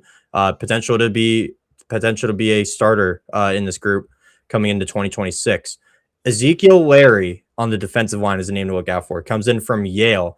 As we've prefaced with a lot of other Ivy League additions to other schools so far tonight, another one here with Ezekiel Larry on the defensive line for UVA. Matthew Fobbs White comes in from Baylor, 19 tackles and a tackle for loss. And Anyawamu from UTSA, 21 tackles, 7 tackles for loss, 5 sacks for the Roadrunners last season, also on the defensive line. So I think UVA regresses a little bit from last season, but I think Tony Elliott showed last season, even though, as you said, a couple of the games that they did win were, some would say, flukes last season, as you pointed out, Jake. But I think UVA is back going in the right direction with Tony Elliott. I project them as a 8-win team.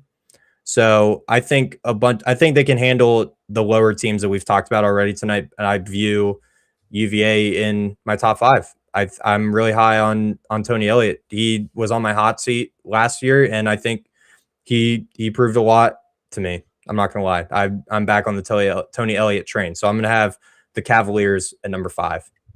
Yeah, and there's certainly, I do really like their transfer portal class. Don't get me wrong. But it's not just for me. It's because they did have some luck go their way that I'm a little bit concerned if they're going to have that similar kind of luck 2 years in a row.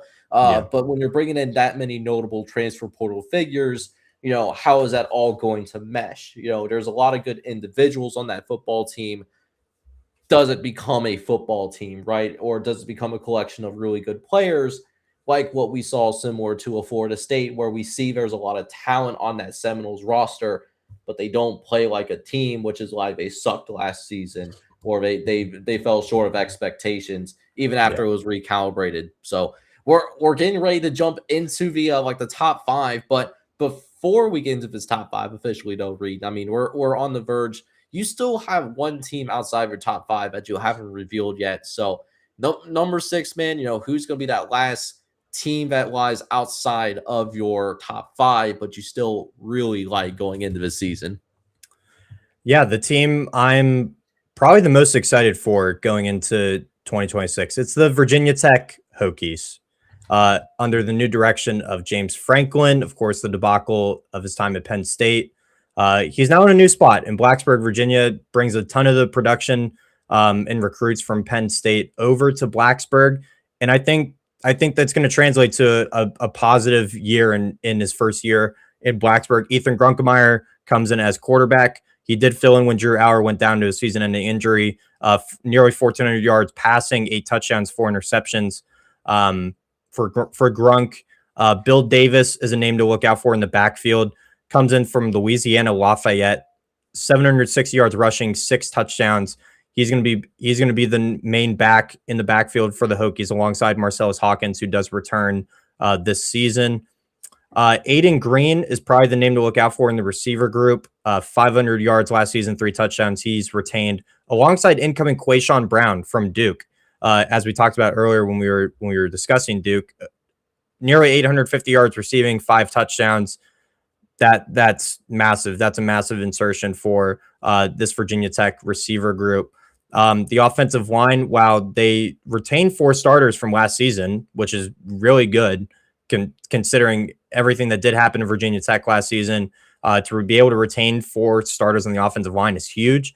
Now the question is, can they improve off last season, because they weren't the best unit altogether last season, is a question to be answered.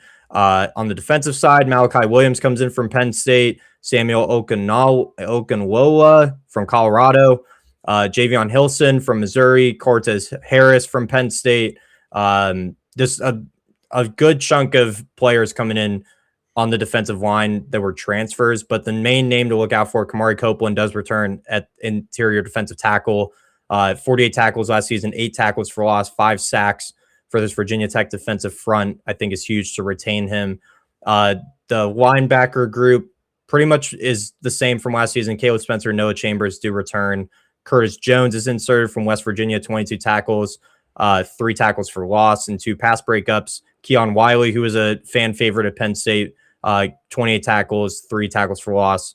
And the secondary has a lot to be desired as well. Jacquez White from Troy, Cam Chadwick from Connecticut, Isaiah Brown Murray from Eastern Carolina. He was there last season, but 39 tackles, retaining that. 5 pass breakups, I think, is also huge to retain that on the back end. So Virginia Tech, probably the most exciting team I'm going to watch for in the ACC this season and going forward. Really high on them with James Franklin at the helm. He's still a really good head coach, and they come in at number 6 for me.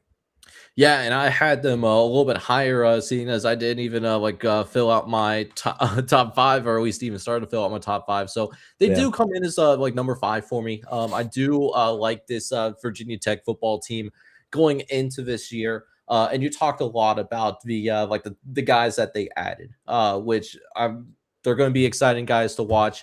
I'm particularly excited to see how James Franklin does it in Blacksburgs. I think this is a really good landing spot for him. Someone that was a former conference champion, as well as someone that led a team to a college football playoff. So being able to have someone that has experience in winning both the Big Ten and the going to the college football playoff, I think that's really good. That's a huge coaching upgrade compared to what they had this time last year. The one thing that gives me pause, which is why I didn't have Virginia Tech higher than number 5, in spite of everything that I am excited about, you are talking about a team that, according to the SB Plus rankings submitted by Bill Connolly, they returned 65 to 70% of a team that went 3-9 last year. So there is a lot of there is some hoping, while at key positions, you're filling with transfers. There's a lot of you're hoping that the people in the building also get better too. So that's why I have a little bit of pause, but there's a lot of like still about this Virginia Tech football team going into the new year. Yeah, without a doubt. I think they're one of the most just fascinating teams to watch in all of college football next season, just solely because of what James Franklin did at Penn State, and if that is immediately going to translate or if that's going to take some time. But I think Virginia Tech definitely is going to be back going in the right direction in his tenure for sure. Yeah, and can you imagine if we had Penn State versus Virginia Tech in the college football playoff? That would be just instant cinema. That I would love to see happen. Not saying that Virginia Tech is going to be a playoff team, but if we got that somehow, that would be some incredible cinema to watch from a storyline perspective. But moving on forward to who I have at number 4, I do have the Louisville Cardinals coming in next. So very excited to see the Louisville Cardinals make an appearance here. So interesting thing about Louisville, right, is I really, first and foremost, we have an incredible head coach on our hands out there in Louisville, Kentucky, Jeff Brom, who does a fantastic job year in and year out. This is even dated back to when he was coaching at Western Kentucky, when he was leading them to multiple CUSA titles. So Jeff Brom, he is a commodity that has proven himself everywhere that he's gone, whether it's Western Kentucky, whether it's Purdue, whether it's at Louisville. They have some. He's done an incredible job everywhere that he's gone, his alma mater included. They also got multiple all-conference guys back. Isaac Brown at the running back position, and then a couple of really stud defenders in Clave Lubin and TJ Quinn, part of that front 7 for that Louisville defense. They're both going to be back as well, so I'm very excited to see them. Quarterback, it's an interesting development at quarterback. Lincoln Kineholtz, who's been the longtime backup at Ohio State, he finally has an opportunity to potentially start for this Louisville football team, and I'm very happy for him.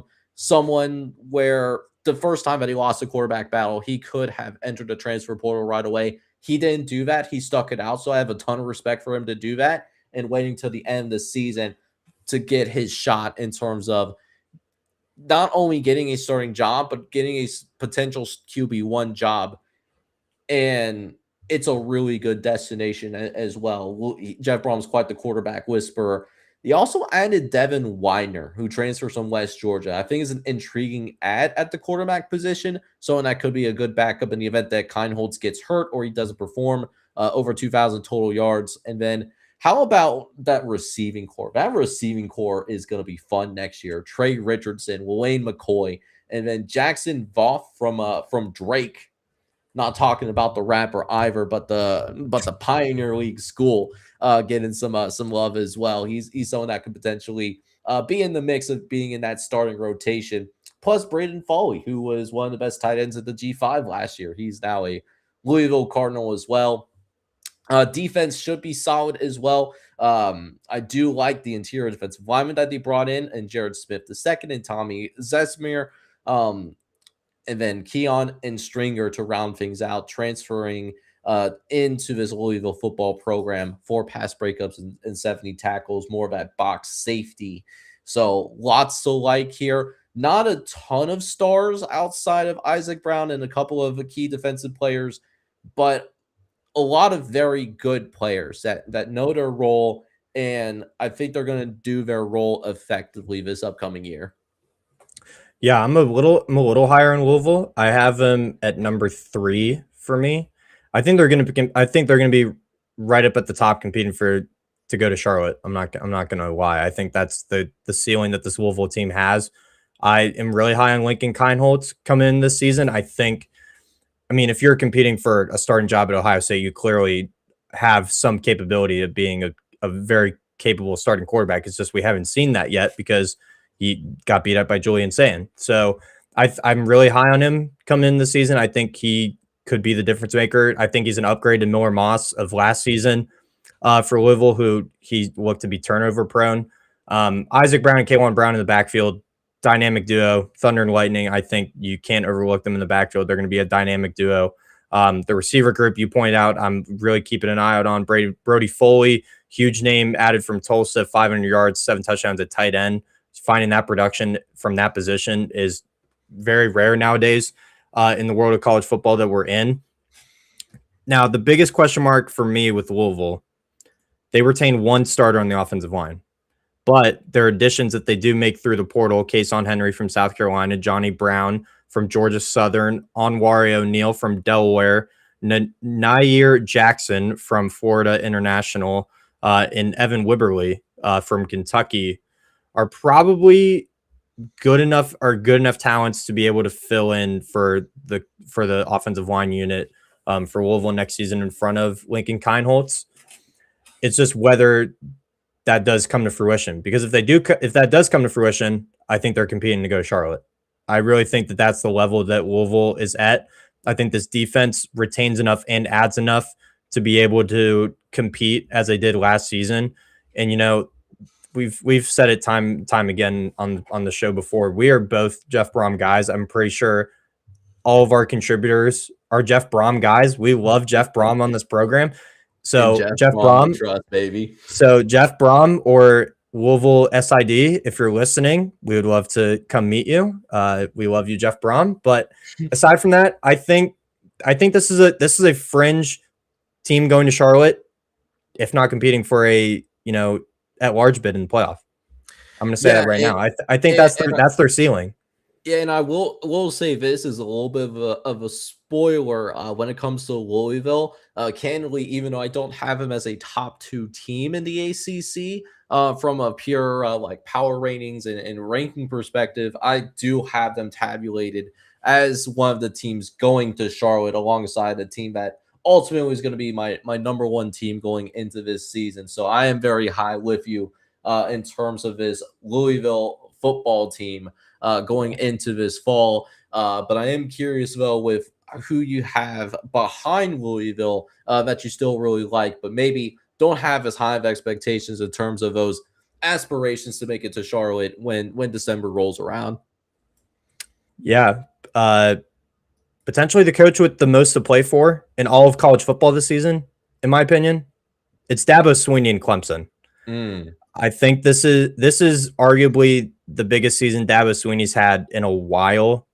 I think if he doesn't get Clemson at least to 8-4. I think he's out of there. I'm not going to lie. That's just my opinion, though. But looking at this roster, I think they're going to be competitive this season. Now, they had a really great roster on paper last season and completely bombed out. But Christopher Vezina is finally getting his chance at quarterback. He's been there for a few years now as the backup to Cade Klubnik. He's finally going to get the starting role. Some reports have said that there might be a quarterback battle just based on they already did have their spring game this past weekend. But I think Christopher Vezina is still the starter on paper. Even Dabo said himself, it's Vezina and then a gap. So I think Vezina going into the fall is touted as the starter. Gideon Davidson returns at running back, along with an interesting addition of Chris Johnson Jr. Coming over from SMU, nearly 500 yards rushing, 4 touchdowns, 7 yards per carry. He's an explosive back. So he has home run hitting ability out of the backfield. So that's a huge addition, but of the additions they did make, they're not anything crazy. I mean, just me personally, Marcus Strong from Oklahoma is probably another huge addition, but aside from that, they didn't make any notable, additions aside from those two in my eyes for Clemson. TJ Moore, Bryant Wesco are back at receiver. That's good to have continuity there. They only retain one starter on the two starters, on the offensive line. So there's going to be turnover at that position group as well. I think holding on to what was his name? The guy they got from Purdue, Will Helt. I think having Will Helt back on the defensive line is huge. London Merritt's also a notable addition from Colorado, but I mean, it's been a crime Dabo hasn't dabbled into the portal as much as like a program of Clemson's like recognition and notability. You think they would dabble in the portal more, but it just hasn't been his MO. And I think they have the upside of, they have the ceiling of potentially going to Charlotte, but it could be another lackluster year, maybe. But I think they still have that upside to enough to put them at 4 for me. Yeah, and I do appreciate that Dabo is starting to dabble into the transfer portal a little bit more. Nothing crazy. They only added a few guys that did end up having production, which, as you mentioned, Chris Johnson probably being the biggest notable piece. They did, but most of what they had seemed like was on the defensive side of the ball with with CJ Leslie, Courtney Kelly on the defensive line, adding to what Will Height, and then Sammy Brown, the linebacker who was a first team All ACC guy, he was able to do last year. And then the secondary got some improvements from the Sun Belt because they did add Jerome Carter from Old Dominion and Corey Myrick from Southern Miss. That could be a really intriguing safety duo, both guys being particularly athletic in their own right. So I was higher on Clemson than you were. I had them as my number 2 team because I still think on paper this is one of the most talented teams in the conference, and I think the urgency is being felt by Dabo. And I know a lot of people are down on Dabo after what's happened really the last couple of years. But this is still, to me, a top 10 coach in college football. And until he decides to hang it up, he's gonna have my respect, even though I don't have him as they no longer run this conference, and they're gonna be lumped in with all the way to 13, as I mentioned like on the show earlier tonight. But I think the urgency has been felt.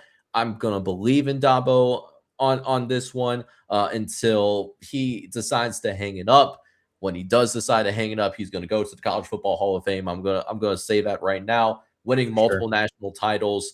So, until that fat lady sings, I am not leaving the Dabo Swinney ship. I think the defensive coaching is also going to be improved as well, which should be notable because they did make some changes at the coordinator spots as well to try to address some of the coaching issues that they did have. So I like Clemson, and I think Clemson is going to have something to say about who goes to Charlotte at the end of the year. For sure. They're definitely going to be in the conversation. I totally agree with that. Yeah, so let me go ahead and get it onto a team that is slightly behind them. I have the SMU Mustangs coming in as my number 3 team going into this season. can you imagine a team having as seamless of a transition to the power conference rank as SMU, just thinking what they did the Yeah. last couple of years. 2023, they won the American Conference, and then that was their last year in the American. They go to the ACC title game in their first year. They almost win the ACC. They make the college football playoff anyways.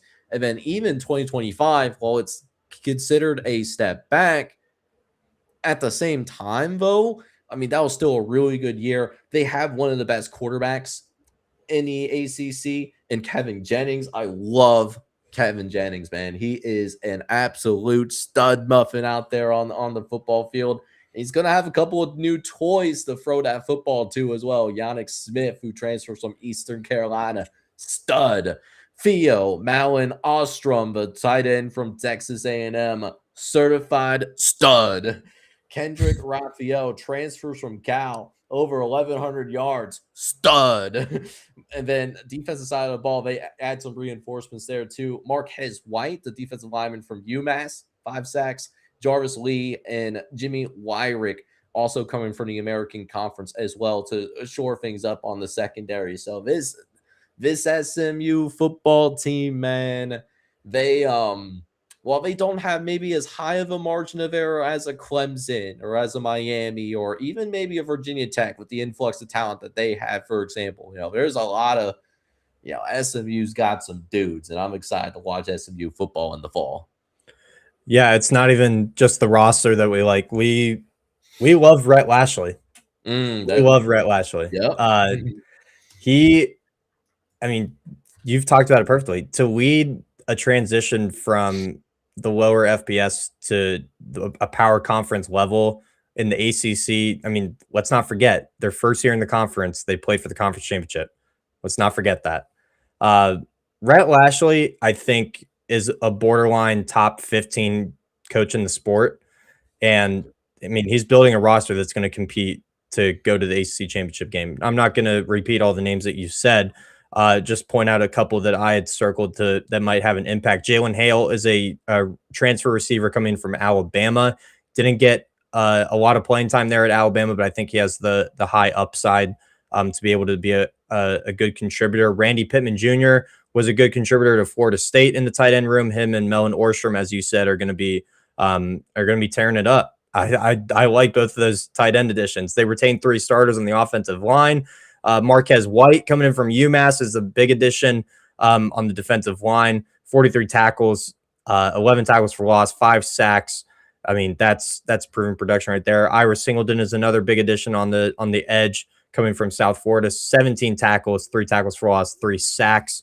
So this SMU team, I mean, you said it, one of the best quarterbacks. Kendrick Raphael is a stud.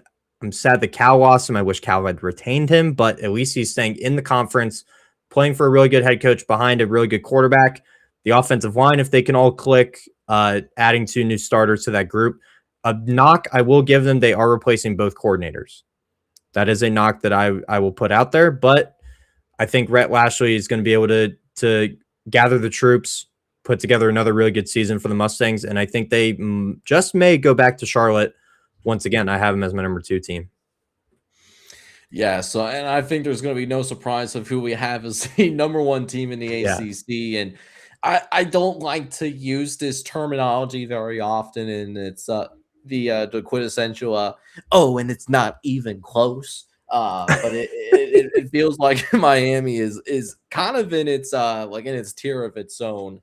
And I was surprised that they had some mishaps last year where they didn't even go to the ACC title game because this was one of the best teams in the conference last year, and I expect them to be at a point where it's either ACC title or bust. To be honest with you, and it's the Miami Hurricanes, right? There's no sense about it. Mario Cristobal, I think, has figured out how to win in those bigger moments, and that's clear. The biggest question, I think the only question that we have about Miami is, can they stop complacency from setting in and just having these losses where you're looking at Miami after the fact and you're asking yourself, how the fuck did you lose those games? Right? That's really the biggest question about Miami football this fall, because I don't really have any major questions with this roster. We know Darian Mensah is an absolute superstar, and those receivers that are going to join Malachi Toney, they're going to be a problem. Cooper Bergake, Verdarius Jacobs from South Carolina, Cam Vaughn from West Virginia. I don't know if there is a secondary in the country that's deep enough to cover all of those receivers. Yeah. They also maintain Ahmad Moten, an interior defensive lineman, as well as Mark Fletcher, one of the better running backs in the ACC last year. And then how about some of those defensive reinforcements? Damon Wilson from Missouri, Keon Davis from Nebraska, Omar Forden from Boston College, leaving a program that was so poverty that they don't even fit on the screen right now. They're going to be that bad within the confines of the ACC. And then even some high school players that could step in and play right away. Jackson Cantrell is the most notable 5-star recruit. And then another couple of receivers that could be rotational pieces for you as a true freshman. Samirian Wingo and Mylan Paris, they're both high 4-star recruits. I don't think they're going to start, but they, even with all the pieces at the end in the receiver room, they can still be rotational pieces right away. So I look at this roster, and as long as they maintain the focus, Miami is going to be your ACC champion in the spring. And I don't know if we're going to come off of that at any point in the offseason, but if Miami doesn't win the ACC, what likely happened was they got complacent. They took a team for granted. That has been a problem in the Mario Cristobal era. Yep. And that's why they would be on the outside looking in when it comes to conference championship weekend. Yeah, and you bring up a good point with Miami. If it wasn't clear enough, they're the number one team. And I will say it at least, Jake, they're the number one team, and it's not particularly close. I was actually pulling up their schedule because you did bring up a good point. It is classic Mario Cristobal in his tenure at Miami right now to collapse in the month of November. So I was actually pulling up their schedule to see who they have in the month of November. They actually kick off the month at Notre Dame on November 7th. So that is a huge game, potentially a season-defining game, because you also have road trips to Clemson. At Wake Forest could be a sneaky spot, week 3. You also open up the season all the way on the West Coast at Stanford. So I'm not saying that, I mean, obviously you see where we have Stanford, but open up the season on the West Coast. I'm not gonna, beat around the bush. This Miami team is loaded. It's absolutely loaded. Offense, defense, special teams, coaching staff. Shannon Dawson and Corey Heatherman are one of the best duos at coordinator in the country. I mean, we saw what Corey Heatherman did. He's now going into year 2 as DC. That was just last year. That was just his first year as defensive coordinator coming from Minnesota last season. And you saw what they did in the playoff, and all throughout the season. That defense was elite. I mean, they are losing the 2 main defensive linemen that they did have, but I mean, Damon Wilson, Marquise Lightfoot is back, Scroggins, Pickett, Scott, Moten Sr., Keona Davis comes in from Nebraska, Jarquez Carter comes from Ohio State. It's crazy. It's actually wild to see a roster like this. The only knock I'm giving them, they replace 3 starters on the offensive line. If they can click, which I am fully expecting to do, because under Mario Cristobal's tenure, they've produced very solid offensive line groups. And a name you did point out, Jackson Cantwell, and our Lord and Savior Josh Pate did point out on his show last night that Jackson Cantwell is all of the 6'7", 330 that he is, and even maybe bigger than that. He is apparently a freak of nature at offensive tackle, the number 1 overall player in the class. So yeah, if it's not Miami winning the conference, this is a complete letdown of a season, a complete sham. And their floor is 11-1. Their ceiling is undefeated in playing in Charlotte. So yeah, and that's what I'm kind of tracking as well. If they lose multiple games, it's a disappointment of a year, and could be seeing them on the outside looking, not only for Charlotte but also for the college football playoff as well.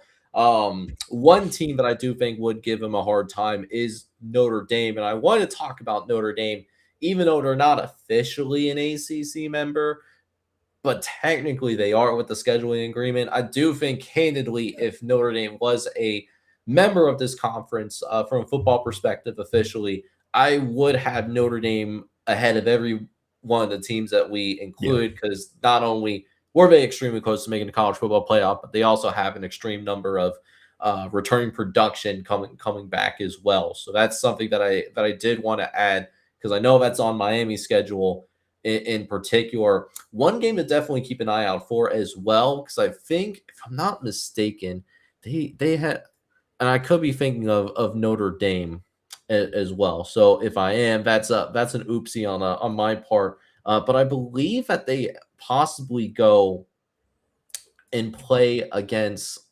BYU. I could be thinking of Notre Dame, so that's something to watch out Notre for. Dame. Yeah. Yeah, so that's something to watch out for if you're a Notre Dame guy. You know, that Miami game and the BYU game, if you're going to make the playoff, I think you're going to have to win at least one of those games, because we talked about their strength of schedule before, when the ACC schedule first came out. And it might have been when we did a whole show dedicated to the Power Conference as a whole, when all of our schedules were released around the same time.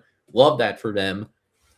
The strength of schedule is not very good for Notre Dame. So if you want to make the playoff, you have to beat either Miami and BYU. I don't know if you're going to be able to be 10-2 and sneak your way in like they almost did last year. Yeah, and I mean, they go to BYU, which I think is really interesting.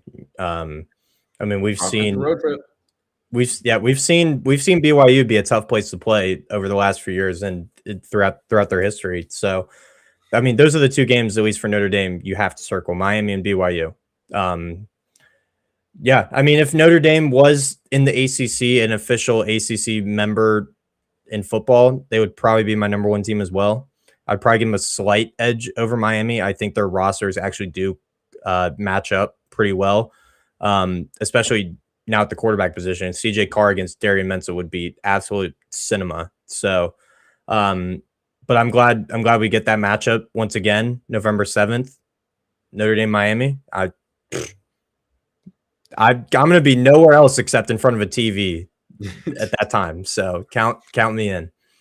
Listen, it doesn't matter whether it's a birth of another child for me, or whether it's turning down the warm touch of a woman in order to watch this football game. I'm going to sit down and watch Miami and Notre Dame, and nothing is going to distract me from that experience. So I'm very excited about that game. So it's interesting to see what we get from Notre Dame.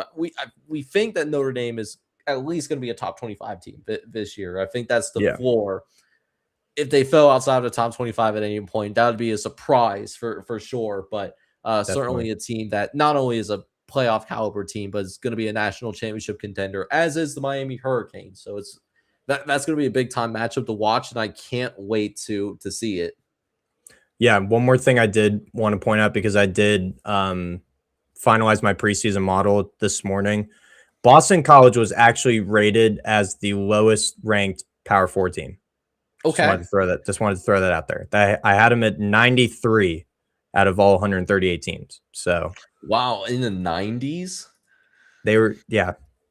They're below teams like Western Michigan, Washington State, North Dakota State, Tulsa, Kennesaw State. So yeah, I thought that was very, very surprising.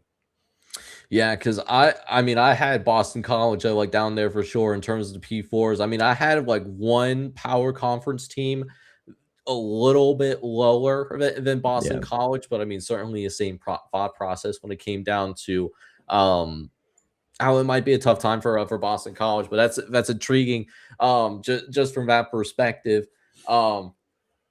But yeah, we'll go ahead and end on that note. Appreciate everybody sitting through and listening to not only the Midwestern institution, that is the Midwest, in the MAC schedule reveal, since we actually have that schedule now, but also just sitting back and listening to 2+ hours of ACC football. I mean, just what a wonderful time to be alive, man.